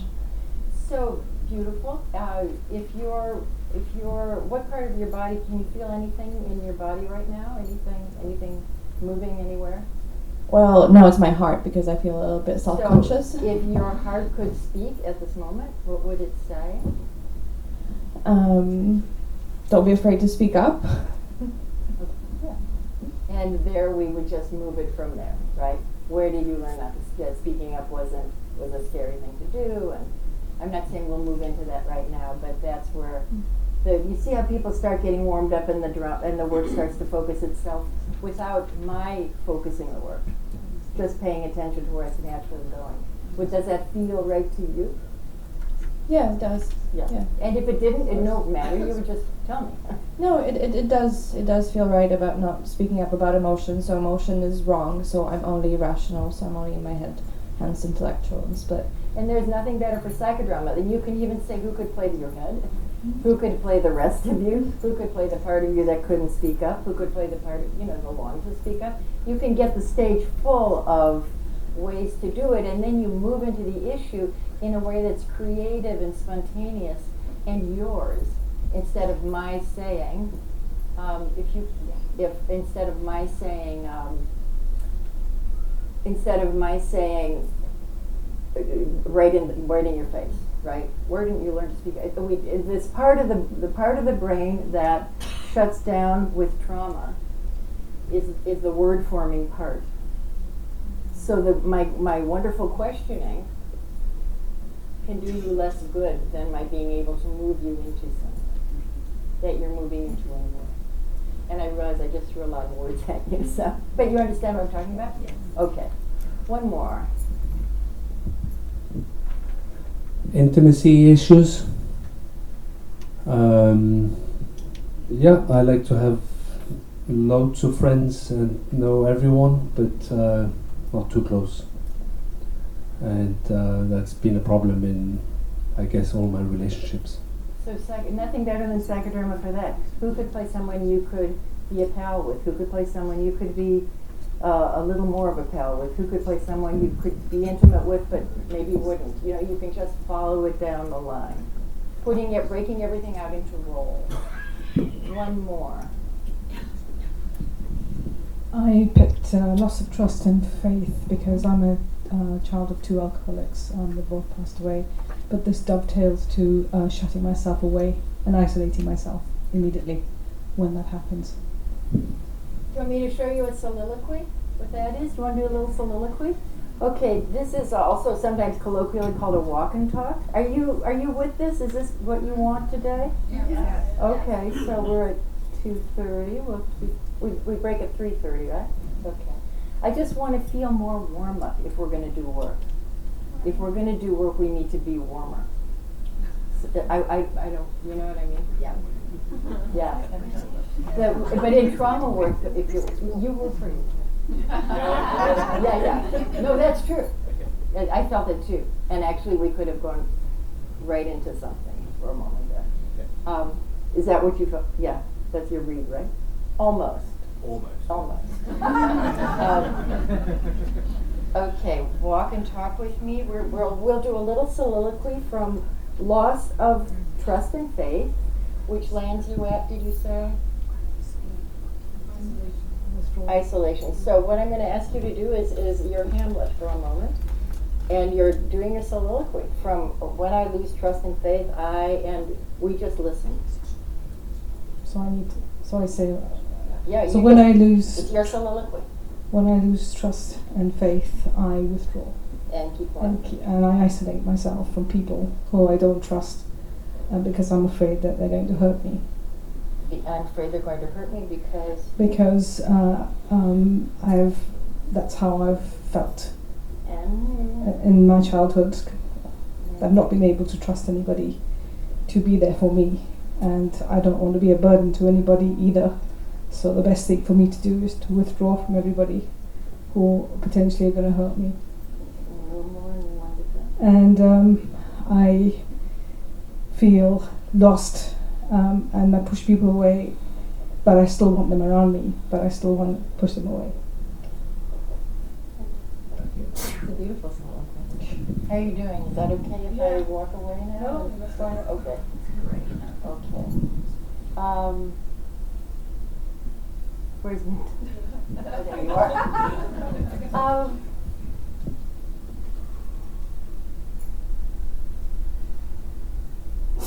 I think maybe this is, there's one other thing I want you to see with a couple other things you can do with a floor check.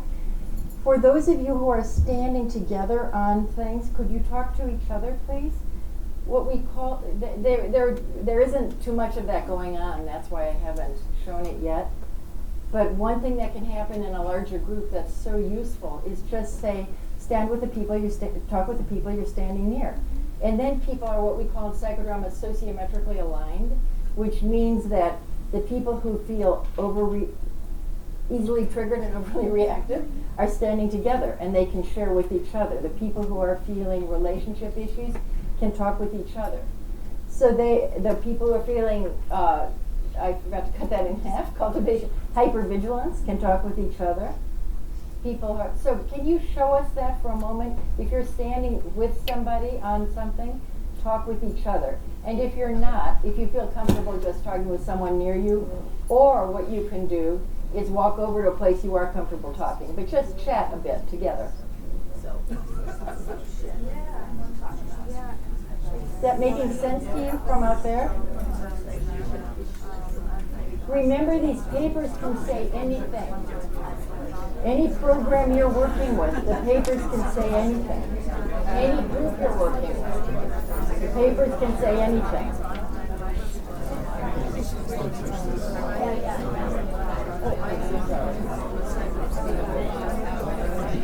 Are you hearing the decibel level and the comfort level?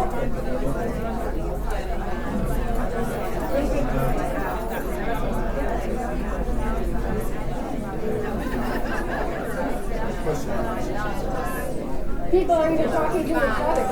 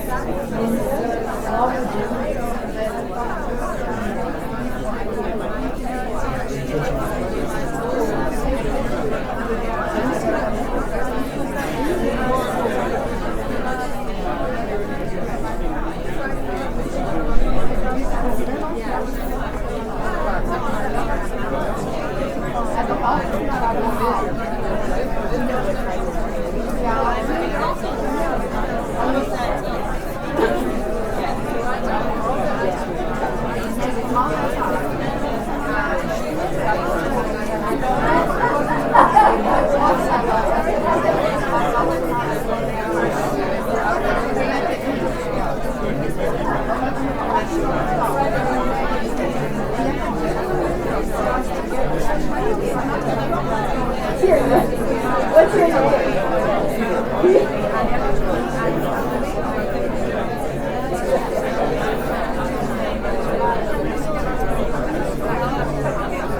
I don't suppose you want to be used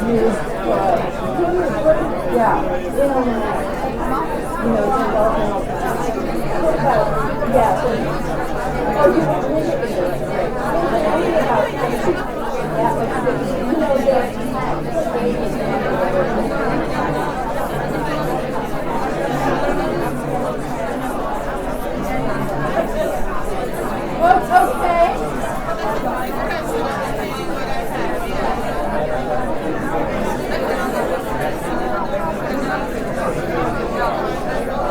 Okay, ready to do another question? No, don't help me, don't help me. Thank you very much, but this is what I want. So this is what I want. This is a group that's engaging, right? So whenever people help me make it quiet, I just want to edge myself in there. Eventually they pay attention to me, but I know a group's working when they start to ignore me. And you just started to ignore me, which is a really good sign. But anyway, I was saying, and I was loud enough so you could have heard, but you collectively, this is groups do this, they collectively just decide to ignore you. And that's good, because they're valuing each other. And I do have Peter's permission to tell you that, is it really still okay? Yeah. That about 3 minutes into it, he said, are we going to sit down now? And Peter was on intimacy issues. I gave him an assignment to stand up and talk more to him. You're a good sport to let me. But that's, I mean, it's fun, right? We should have fun while we're healing. That's part of the healing.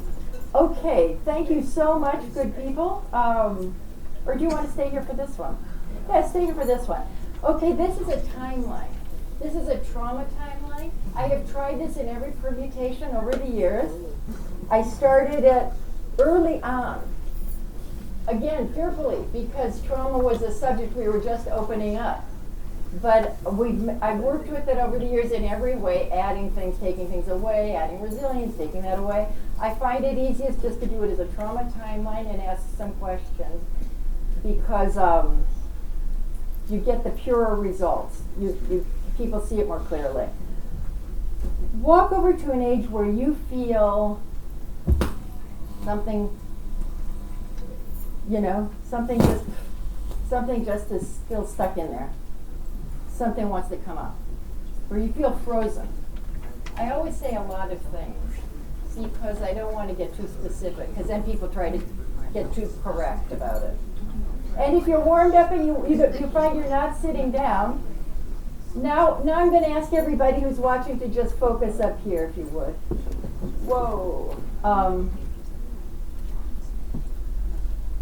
If anybody's warmed up and wishes they were here, go up. Okay, so what you'll see is you're not in boarding school anymore. I don't know.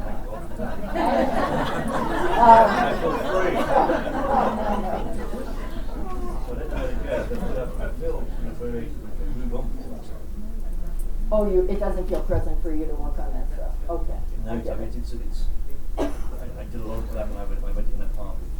Yeah. I felt free. I feel like healed from that. Yeah. Use somebody else. Okay. Right. Yeah, okay, good. So you're up to 25. Well, I mean, my abuse was basically from 5 up until 18. Mm-hmm. And you're standing now on? Well, at times I feel like a 35-year-old. But I don't really know. Maybe we don't want to mess with that. Maybe that's good for all of us. Yeah. I'm just not too sure. And I think I feel as if I've made friends with the young me, and I don't have any more. I'm pretty free from my addictions today. And as addicted to everything under the sun. I think one jelly baby. So why are you standing on 35? I don't really know. I just don't know. I just feel like a 35-year-old. Even though I'm in a 56-year-old body, I still feel like a 35-year-old. Well, there could be a lot of reasons for that, and that would be certainly something to open up and work with, but I'm not sure you need it. Thank God so, for that. yeah. I mean, I'm not sure it's even a bad thing. So, so let's just let somebody else share then. I think it's not a hot button, right? Yeah. Okay. Yeah. Yeah. Thank you. Yeah.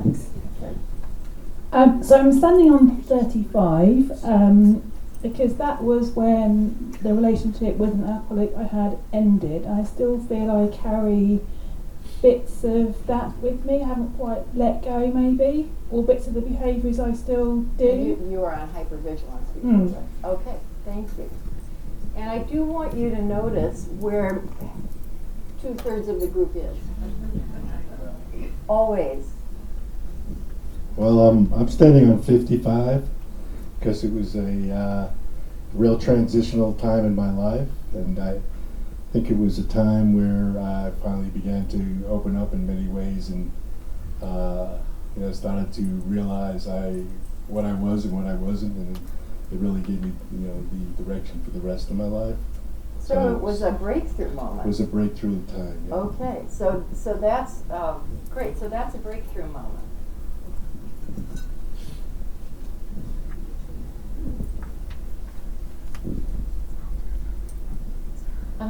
I'm standing on 10. Yes. Why am I standing on 10? I guess at 10, I felt like I became the adult. I became the adult where I took on the role where I didn't need any kind of... I was not a child anymore. I stopped being a child. I was, yeah. And what happened at 10? At 10, I was just doing my own thing. Nobody was involved. And, yeah. Okay. I grew up then and stayed small at the same time, right? Yes. Yeah. Okay. More to be revealed. Yeah. I'm also standing at 10 because at 10 my consciousness of being conscious began. I also became an adult, but I felt like I switched roles with my mother at that time because that was the first time when, come from a family where there was a lot of domestic violence and alcoholism, especially. Right to the meat of the share, if you would. Right. It's frustrating. I'm sorry, because if we go into too much story, right? Yeah, this isn't the moment for it. So right. Okay, so this is when I became conscious that I had to take care of my mom. I had to take care of my mother. Yes. See, so may I use this as a bit of an example? That's hard to say, right? I mean, it's hard to know. So it's very, very frequent to circle around it for a little while. And sometimes it helps to be in a situation like this where you can say, because you understand the constraints of this model, I can say right there without, making it difficult for you, I hope. Was that easy enough for you? Yeah, yes. That was, yeah. No, yes. I do psychodrama with my students, and here I was going into the story myself. Exactly, so you knew what, but we all do. For good reason. So there you go. And how are your knees doing? Mine actually, I get somatic double feelings. Are your knees? My knees are okay. I can't say the same about my chest. So if your chest had a voice? It feels tight. It feels like it's constricted. Just say, give your chest a voice. My chest wants to explode. No, give your chest. I am the chest. I'm the chest. Okay, I want to explode. Yeah. Okay. And one more song. I want to be free. Okay. Thank you. A couple more, and then we'll just move into a little bit of a drama.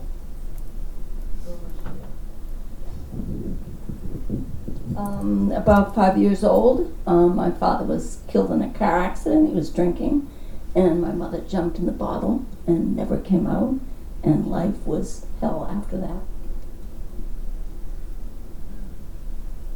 Okay.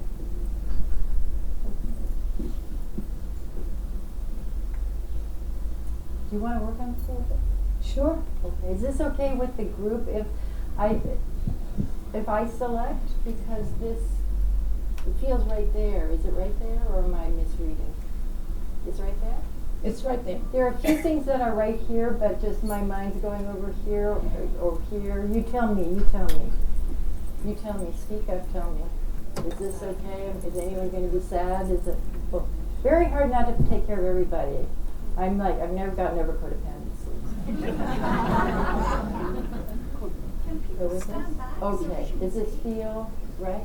Okay. May we go here for a little psychodrama then? Yeah. May I thank you all for putting yourself out here as a thank you.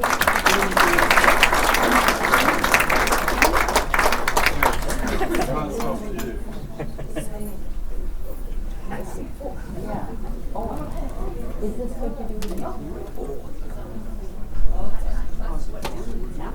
Okay. Okay. So whoever feels like it meant it would be prayer or something, if you think. So, Bobby, Bobby, who's here? Who's here? Who's here? In this, I mean, who do you need to talk to? So here's the question. Who do you need to talk to? Do you mind if I do a little training while we're doing this? When I set scenes, I don't set scenes that will be shocking to people, right?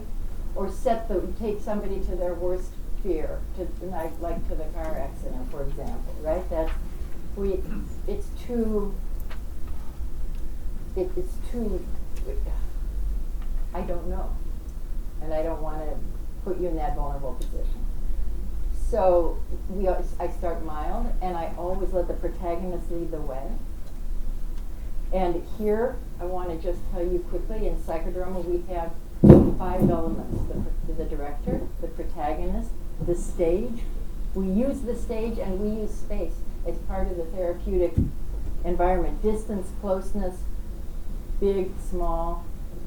The group, you are the group, and you are part of this process. And the auxiliary egos. And Bobby will, always the protagonist selects the auxiliary egos. And Bobby will do that selecting. You can say yes or no. Yeah? You can say yes or no. You can choose anyone. You can choose more than one person. It's your stage, and it's your process. And I am here to serve. So. Yeah. And who is Jackie representing? Jackie's representing little Bobby. Okay. If you could get down. And where on the stage? Right there. Small. Because you're little. On my knees or sitting? Anybody else we need in here now?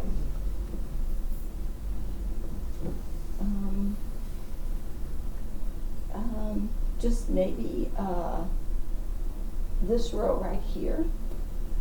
If you would just sort of stand and witness together as a support.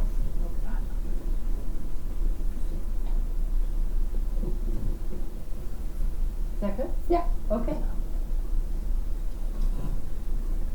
I'm really sorry. I'm really sorry. You didn't get to have a child. I'm really sorry that nobody was there to protect you. You needed to be protected. And nobody was there. And you're very precious. And it's amazing what you've done with your life. Nobody could imagine. We need to hear. Nobody could imagine.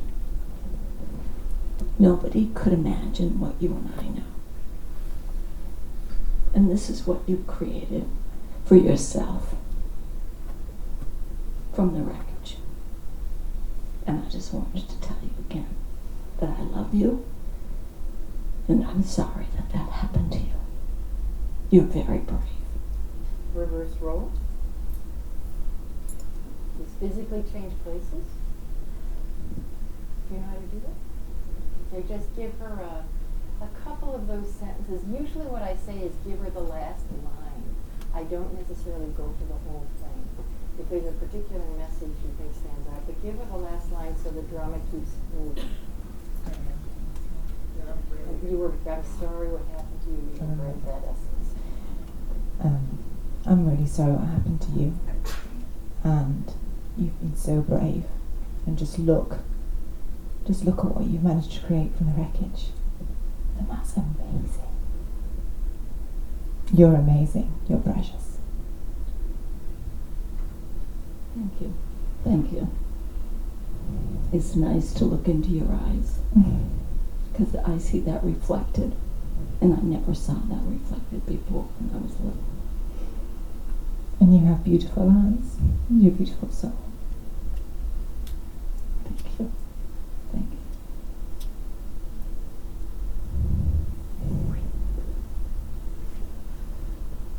Is this what you wanted? Yeah, yeah. Okay, I don't want to This looks like it's a psychodrama that's happened before many times, so you're right here for this, and you know this. Well, I haven't done a piece. I just, Like this. is what came up. Exactly. Yeah. So I don't want to take you back into the rest you've done, right? Because Yeah. my sense is that it's done. Yeah. Okay, great. Yeah. So, little Bobby, what do you want to say to this adult part of you? Thank you for never giving up on me. Thank you for being my champion and being brave with me and walking with me and celebrating me. Now, can you stand up? I'm using space. Nice to meet you. Nice to meet you too. I am walking with you. Yes. Thank you. Thank you. Thank you. You know that. Yes, I do. Thank you. May I ask you a question? May I interview you in role? When you get upset, you're not doing anything that's making me think this. It's more of a teaching moment. When you're in an upset state, can you talk to her about it? Yes. Yeah. Yes. I'm going to go off script a bit. The reason I'm asking that, first of all, I'm sensing this is a pretty complete drama, that there's not a lot to delve into here. But also one of the goals with ACAs, with people who've been traumatized, is to get this wounded part to talk to this adult part, right? Because what ends up happening is we speak out of our woundedness, but we don't know we're doing it. So we speak out of this need and woundedness, and then we get really sad that the world isn't understanding us. I'm telling you my needs, I'm telling you my wounds, and why aren't you responding? Because it's from this wounded place, people don't, we're grown-ups, we want it in grown-up words. So one of the big treatment tasks I always feel is to grow this part up and get this part, when wounded, to talk to the adult and let the adult start to translate it and talk to the world. Does that make sense? It's a small shift, but it'll change the lives of people who are operating from here and wondering why the world isn't coming on board. So you could do a lot of work just in this range. But I sense the work is pretty done. So reverse roles. Say the last things you want to say to little Bobby. We're not through yet. Like we're gonna have a lot of fun. You know, you're going with me. Like we know how to have fun. We know how to be brave. So, but there are a couple things we don't know how to do, and when Tian said it's done, I got in touch with what that was. I mean, I'm not done yet. In fact, if I were to keep going, I would fill the sentence.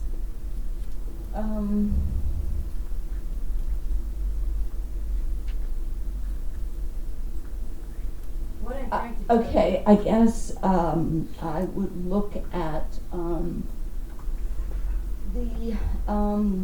the depth of loneliness that I can go to sometimes. Is that correct? Is that what you're looking for? Yeah, yeah. That. When I said you were done, you let me know I was wrong. You let me know in role. We're not done yet, right? Oh, I was saying that to little Bobby because she has a full life yet to live. Ah, sorry, I misinterpreted. That's all right. Okay. Yeah. That was helpful because I was like confused. It was like, yeah, that's what I meant. That we still have a lot of living to do. Oh, good. Yeah. Good. Yeah. That's great. That's great.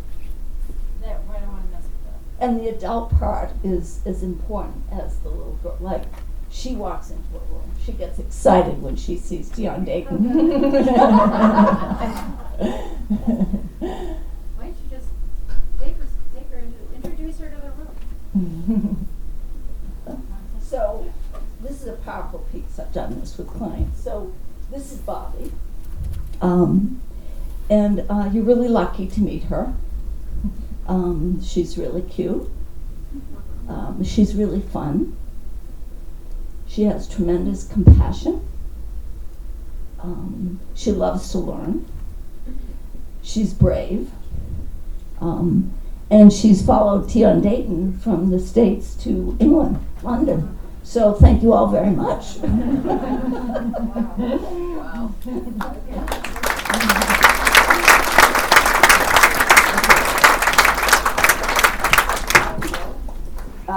Here's the deal. We would normally share and de-roll, and we can either demonstrate that now, how that goes, or that was a pretty quick drama. If we had another short sort of talking to moment, we could do another and then take 20 minutes to share and de-roll, or we could do that now. You want to see something else? Okay. Okay. What? Yes, a de-roll. Just take it off. Say your own name. I'm not your witness. I am. Yeah. Yeah. Yeah. Did you de-roll? You're not little body? Oh, okay. Is somebody else warmed up? Does somebody have something right here? Don't be shy. If it's there, just come up and say it. Okay.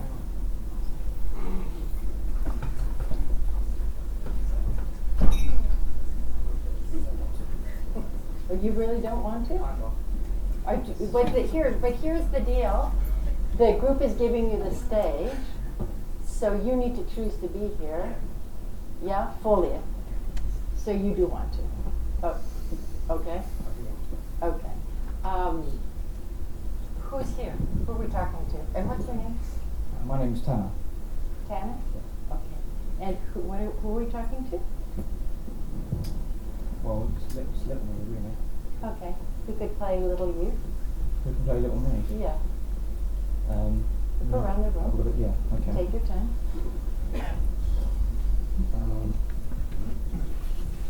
Play Little Me.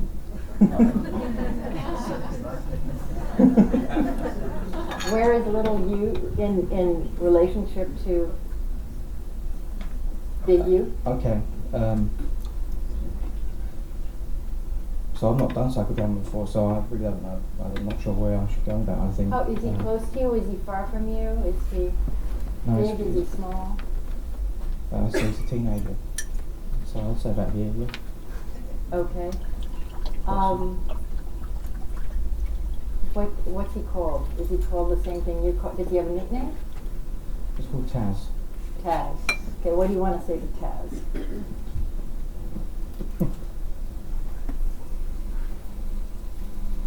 I'm not really sure what to say. I think that's the thing. Not really sure what to say. I think the whole thing right now has just been quite emotional. Just sitting next to the lady next to me, and it's just. So I'm sensing something in here, right? In here. Mm-hmm. Okay, so may I come near you? Okay, what? I can't do it because of my back, but that's all right. Picture my hands here, and speak from there.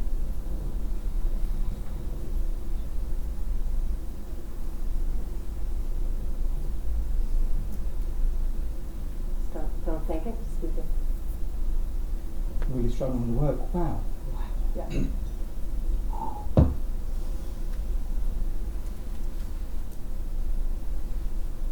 Now I feel about 5. I just want to escape now. That's really strange. Who could play you when you're 5? Don't know.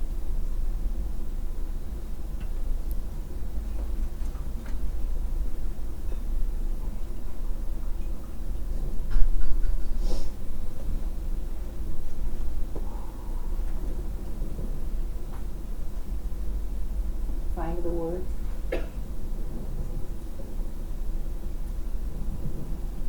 It's so blocked, it's so caught in my throat, I can't find them, them. So much to say. Okay, there's so much to say, I don't know where to start. Yeah. I don't know where to start, I don't know how it's going to sound if I start. Correct that if it's wrong. It's up here now, it's in my throat. It is all going to be okay, and it has been okay. Talk directly to this. Not talk directly to this part of you. It is all going to be okay. Reverse roles. Come on. Can you come and stand up and come over here, please?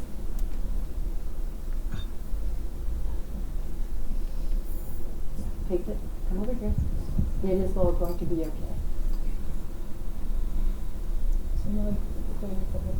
It is going to be okay. It is going to be okay. It's all right.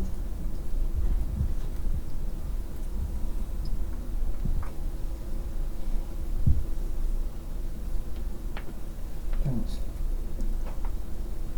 Group, if anyone wants to double spontaneously, anyone knows how to do that, just do what I did. If you can double for what's going on here that's not being spoken, just jump up and double.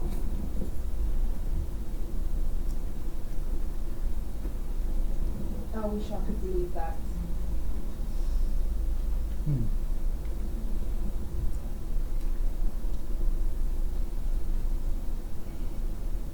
Only for the protagonist. Yeah. Or the protagonist in wrong reverse.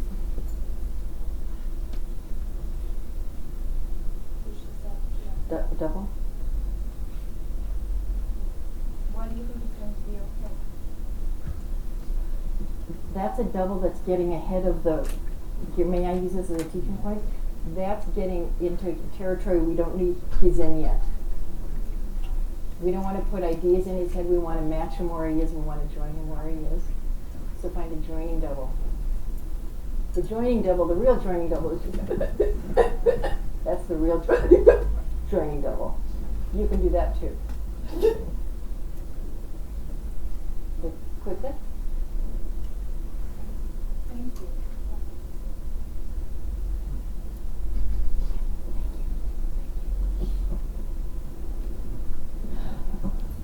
There's a double in here that's is that in there? Okay, let's hear it from you. Let's hear it from you. I don't believe you. In the microphone. I don't believe you. Again. Again. I don't believe you. Again. I don't believe you. Again. I don't believe Louder. you. I don't believe you. Stand up. Again. I don't believe you. How can you say that when I'm surrounded with this? Correct that if it's wrong. I don't see anything around me that looks like it's going to be okay. No, I don't believe that.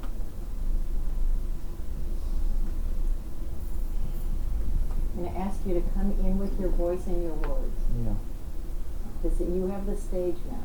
Okay. Now talk. I do believe that, but I don't believe that at the same time.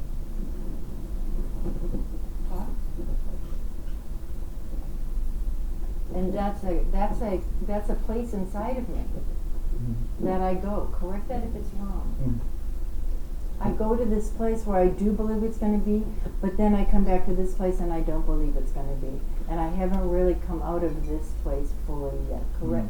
Don't worry if it doesn't feel right. I'm just trying to go with what you're giving me. Bang on. Huh? Yeah, spot on. That's why I brought this out onto the stage, because when I try to believe that, this part of me comes up. And I want to say I don't believe that, because I still feel that in some way. Doing really well. Keep going.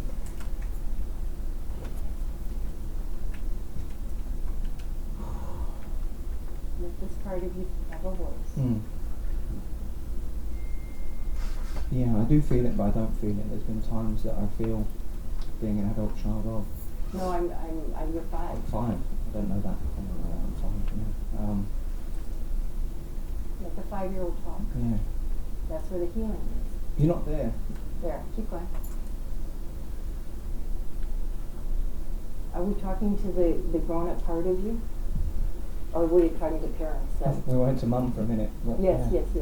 So if I had the time, we would look around the room and see if you can see Mom. We won't bring her out into the drama, but where is she sitting? Who could play Mom for you from our kid? Over there. So just stand if you would and say that to Mom. Not closer, Mom. Not closer, Mom. Correct that? Is that correct? A bit further away. Further away. Further away, Mom. Further away. Yeah. Is that far enough? That's okay. It seems a bit too far, actually. Okay, let's Sorry. Okay. I'm 5, I bet. I'm 5. That's so confusing. Yeah. It's so confusing. I'm 5 and I don't really know what distance. I really do want you. I want you far away. I'm 5. I want you far away. You're sparing me. Mm. Correct that if it's wrong. That's So true. what do you want to say to Mom? You're not always there. But you are there, but you're not always there. That's why I can't find the distance. Mm. You're sort of there, but you're not there. I don't know where you are. Yeah, come, don't come, push, pull, I don't know. I keep looking for you. I keep wanting you, but it's not safe to want you because Yeah. When I wake up, you're not there. keep going. You're doing beautiful. And then, I stay at my nan and granddad's and they're not there. They're there, but they're not there.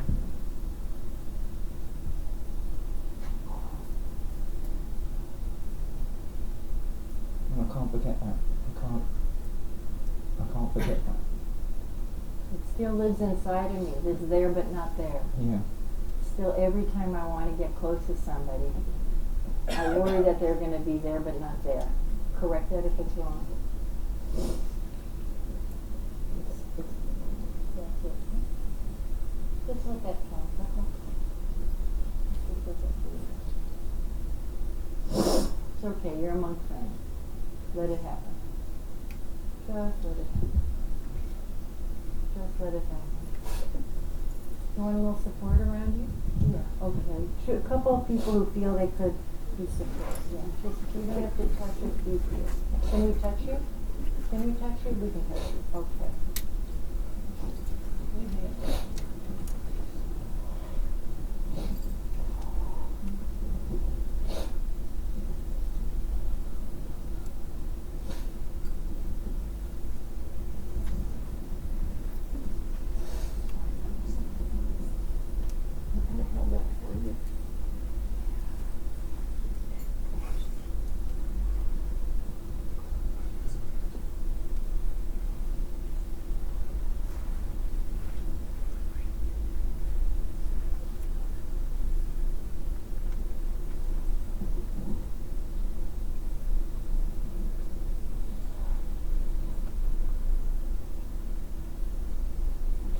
Thank you.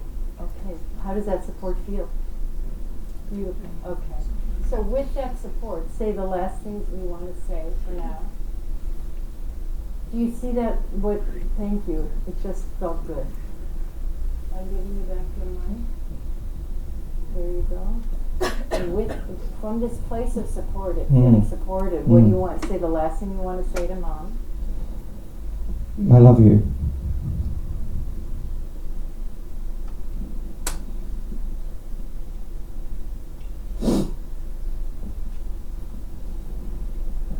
I really do. I really do. In me, it's a pure feeling. I just didn't know what was coming back from me. That's where I've been stuck. But I want to feel this love. I want to feel this love. I love you. I just didn't know if you loved me. Correct that if it's wrong. Mm-hmm. Yeah. Reverse roles with Mom. Take a step out there. You're going to reverse roles. If we ran over for 5 minutes, are you guys okay with it? It might be 10. I'm sorry. And Mom, I give you just that last line. Her. I love you. I love you too. Why couldn't you show it, Mom? Because I wasn't present. I was in my stuff. I was in my childhood trauma. It wasn't you. It was me. It wasn't you. It was me. Don't you have to live this out the way I have?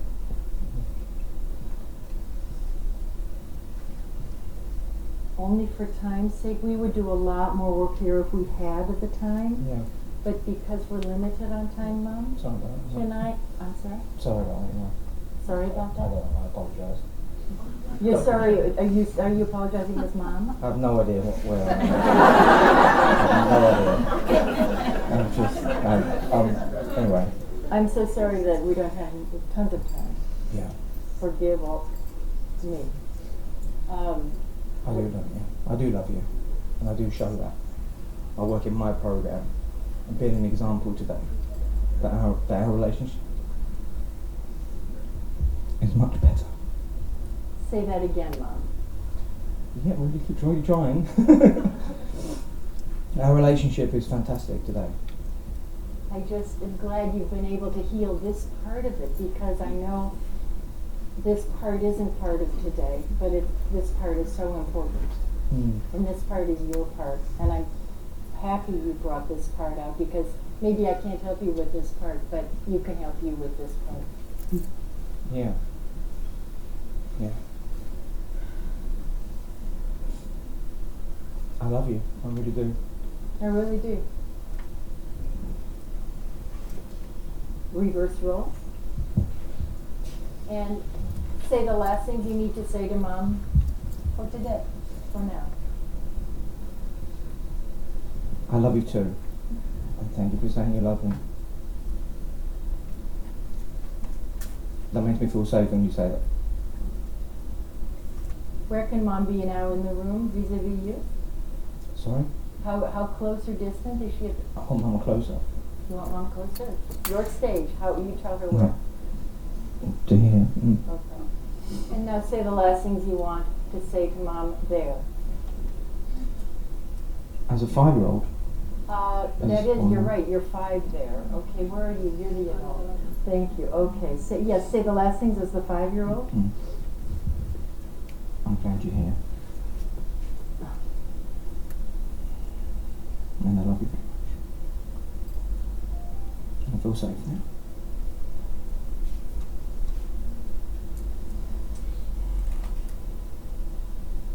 I just want to hug, Mum.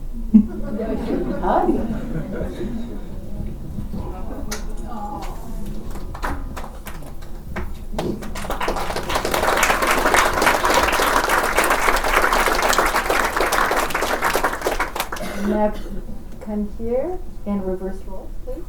Thank you. So say the last things from the adult self. You go back where he was. No, don't change any of the places. Go exactly where you're back here. Just where he was. You go just where he was. And you go just where you were. Yeah. Last thing to the 5-year-old from this adult part. Or actually last thing to Mom from this adult part.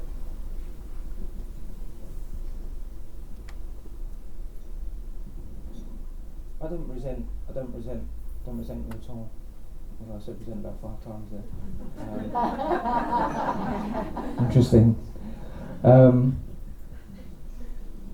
You are inspirational, which is why I was able to get clean in the first place. And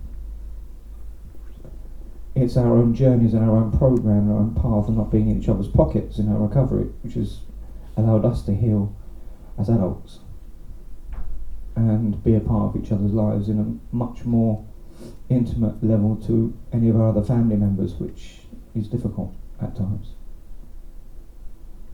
But I love talking with you. I love being around you. And you're so physically ill right now, and you're so powerless and unable to do things, but you're still sober, which is incredible. Which reaffirms I can get through anything. With your strength as a powerful woman, for sure. And the last things you want to say to the little you. I'm sorry, was that an important thing? No, I can't remember what it was now, it's gone. Okay. I'm sorry to be leaving it. I'm speaking to 5-year-old. No, You're just ending the scene with the 5-year-old. The good news is, it is going to be alright. It really is. That is the good news. That is the great news. And somehow I knew it all the time, and somehow you knew it all the time. Yeah. Somehow we knew it. Yeah.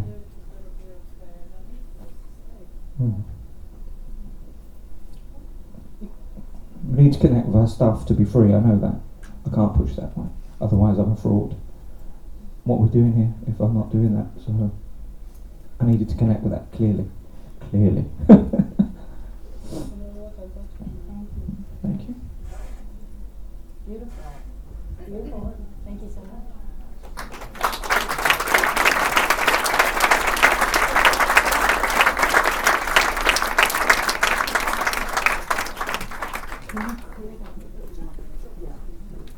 Thank you so much. Okay, can you move that, please? Thank you. Okay, yeah, thank you. Okay, so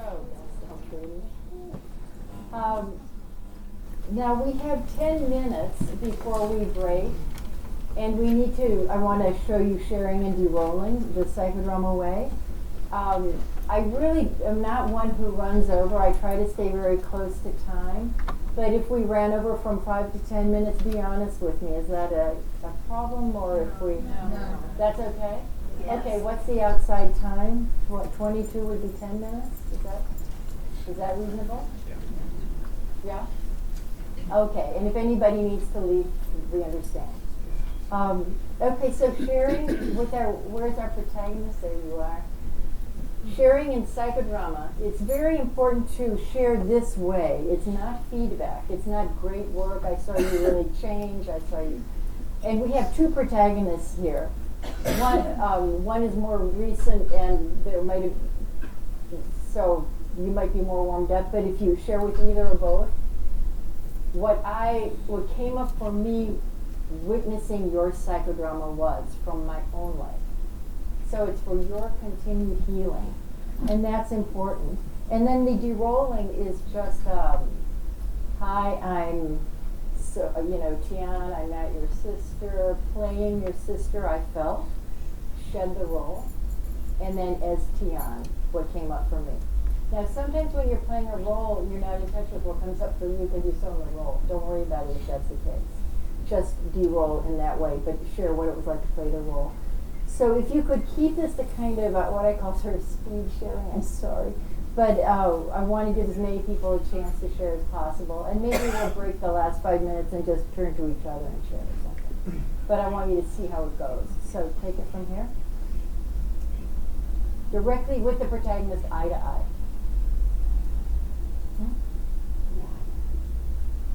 Anybody ready to share? Yeah.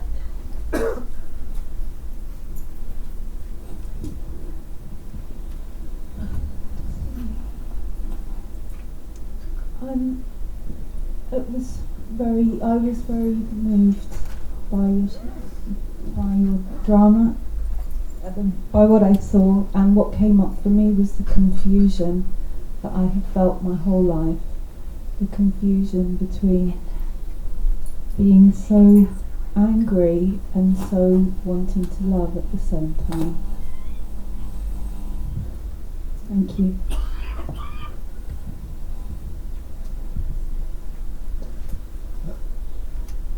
What came up for me was my adoption story. Another sentence about that, please. Right into the mic.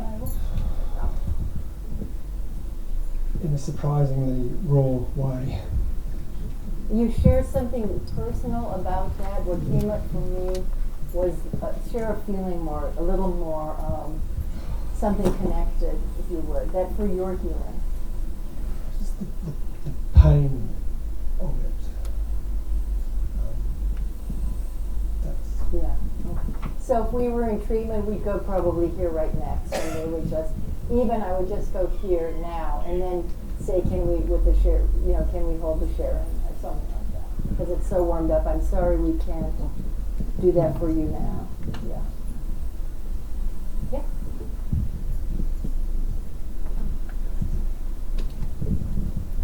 When I doubled as you, I was standing behind you, and I was actually feeling your emotions of this confusion so much, and I felt so overwhelmed myself that I couldn't be your double. I couldn't say those things, like it was caught in my own throat.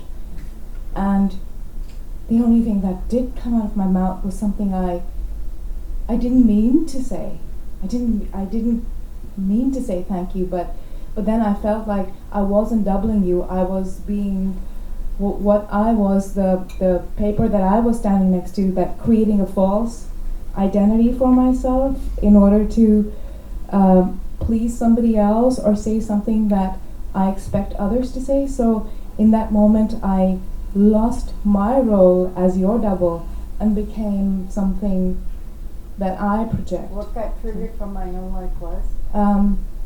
What got the overwhelming feeling of like this thing, what you were saying, getting stuck in your throat, your emotion getting stuck in your throat, your truth getting stuck in your throat.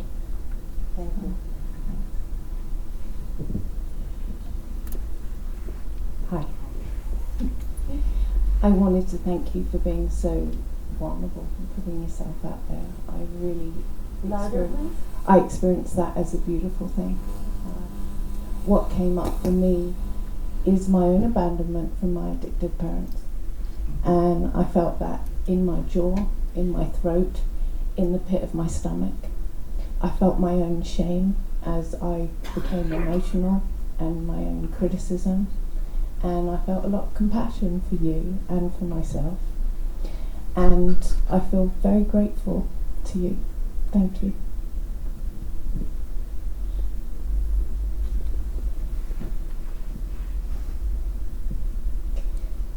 What I wanted to say to you in role as your mother was just, I love you, Taz, I love you, I love you, I love you so much. And in role as Dufflin, other things came up that I wanted to say that were the things my mother said to me, which were never helpful.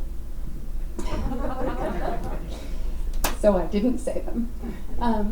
But feeling that feeling in role of, so much, and I feel so stuck, and I wish I could go back. I wanted to go back, and I wanted you to be a baby again, and I wanted to rock you in my arms, and I wanted to start over. And that feeling gave me so much insight and so much compassion for my own mother. So I thank you for that. Taz, I just wanted to say, you took me right back to when I was 5 years old and reminding me of all the feelings that I had at that age, but also reminding me how far I've come since then. And I think what's important to me was Psychodrama that released me. It was the first time, I was 17 years in recovery, where I finally let go. Because I didn't let anybody in for a very long time, and then Raquel there was the only person I really trusted. And I think it just showed me the power of what it does. I mean, I find it difficult to connect with some things, but it's the power of how it was, and I just saw it. It reminded me so much. My parents know that I was raised by nannies, and I was basically introduced to my parents in the evening. So I know exactly where you come from. So in regards to how lonely it was, I didn't trust anybody. So thank you so much for that.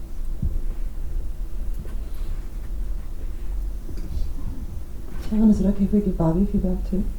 Or are we just on time? Of course. Bobby, I wanted to thank you.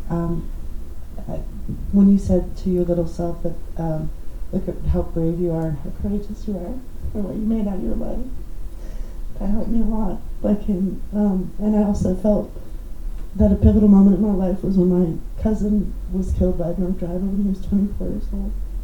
And so thank you for helping me see that.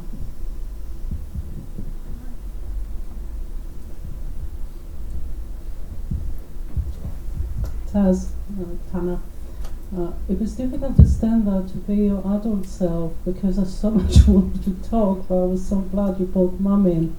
But the voice that was in my body, and I was feeling it, my legs were shaking, I just wanted to tell you that it is going to be okay, because I knew that. Because I met you a few years back and I knew how far you've come. That's feedback, it's boredom and feedback. This is for what came up for me from my own life. Yeah. So standing there as an adult, standing there as your adult, wanted to remind me on how much I wanted to keep on saying to this little one of me, which is about 3 to 5 years old, how much things are going to be okay, and it is going to be all right, and it has been all right. So thank you. Thank you. It's a subtle back here. I just, is that right? That's fine.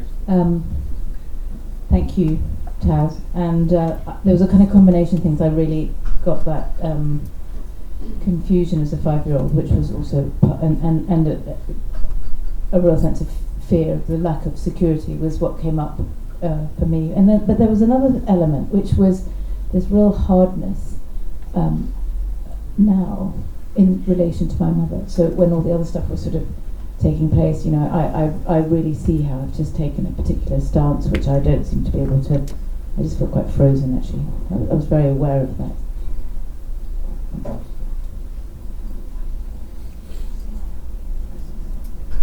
When I was your inner voice, when I doubled you, and I said I wish I could believe that. In my role, I felt that I'm gonna get.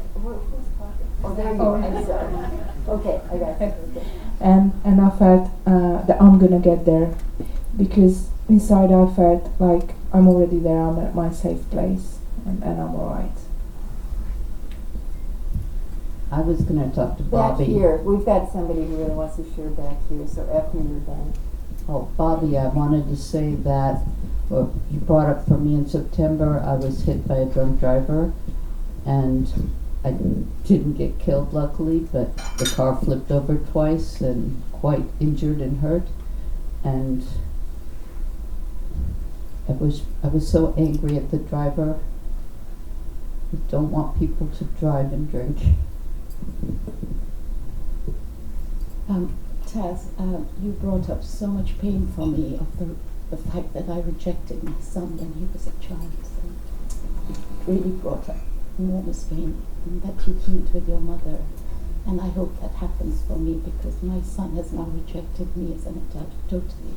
I haven't seen him for a few years, or my 3 grandchildren. And the pain is very deep. So you brought that up for me. Thank you. Thank you for sharing. Thank you, Taz. Thank you for being so brave and going up and doing your work in front of all of us. It was a real gift. And Bobby. You brought up for me that looking for my mum and no one being there in my own life. And also she was a using addict. And she died at 52 of alcoholism. So yeah, thank you for that. Okay.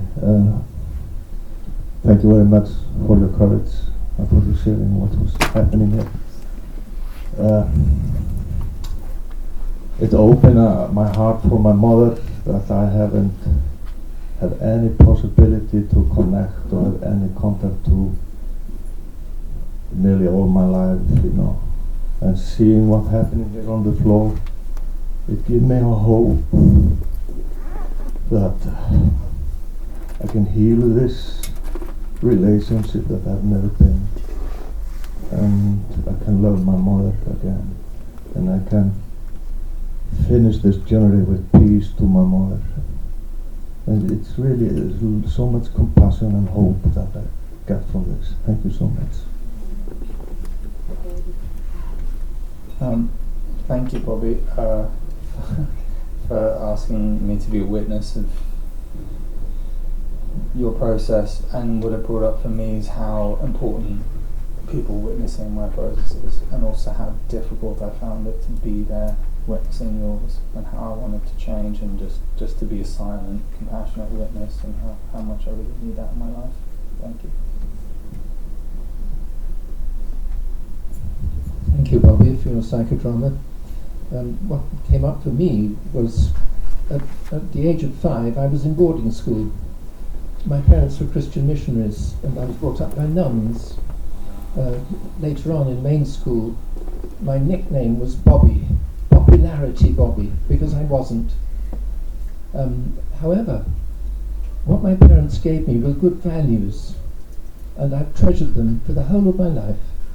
I hardly knew my parents because they were in India for most of the time that I was in London. But that's all right. They were good people and they gave me really good values, and I've still got them. But the other thing that's come up for me, I'm now 82. My childhood is just beginning. I'm having the time of my life.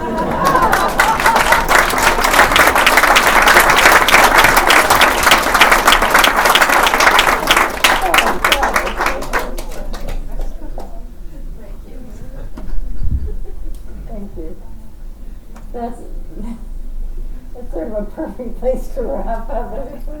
Is that okay? Yeah, that is. We have about 4 minutes for a couple of questions, if you'd like, on the process. Or yes, yeah. I was wondering why you didn't. I was wondering why you didn't have him talk to the teenage self, because my sense was, maybe that was my identification, that teenage self, based upon the person he picked to do that, was when he became a tough person and kind of. Where I sensed that the drama was with your 5-year-old, so, and we were limited with time. So did that feel like the right call to you? It was interesting because that's exactly what I thought it would be. But it revealed something today that I didn't think was spot on. It was basically there. Nobody else. It just went there by itself. I just followed it. I didn't make a decision. I followed your energy. You went to the beginning where. Yes, I went where you went. Yeah. And so this is a good time to talk about this being a Zen process. I don't go in with any ideas, and I try not to have many ideas, any ideas during the process, because what you want to be is just energetically in the absolute here and now. Because then you can float with, if I have an idea, I can't float with the energy. And I because I'm floating with my idea, right? That's the only answer. That's sufficient. That's why. Oh, I think we can do one more question. Anybody? We saw space used. Yeah. Yeah. You're in a process with somebody and some of the members of the audience are responding so powerfully and so emotionally. When you, like, I'm seeing these people crying and I'm feeling the pain and feeling my own pain. As a facilitator, what do you do? Do you help them? Do you ignore you? I mean, obviously you're with the person who's also emoting. How do you deal with the id? Well, that's a great question. And the answer is that my first allegiance is always to the protagonist, who's here within the stage and who's opened up. So I always stay with my protagonist. And I've learned over the years to let go and trust people, that it's really hard, Sherry, this part, because I want to help everybody who's in the room. And what I could say is my trainer, Zerka Moreno, one of my main trainers, is Moreno's wife. And Zerka always was very open about feeling that this frustration that she couldn't help everyone. Mm-hmm. So I think it helped give me permission to just live with the frustration and the understanding that I can't help everyone. And what I hope is that if something got tapped, you will go somewhere with it. However, one of the reasons he's working in 5-day programs and stuff like that is really nice is because it just keeps whirling around, making, everybody, and at lunch everybody's sharing with each other. And so what I try to do is enable the group to heal each other. That's what I try to do. And in meetings, catch someone after the meeting. It's the same philosophy, catch someone after the group. You're a group full of healers. If something came up, have tea together and keep sharing. Just keep the ball rolling. Thank you. Thanks, Sherry, for asking that. That's actually a great last question. And this is a wonderful group, and we had wonderful. So let's thank our protagonists.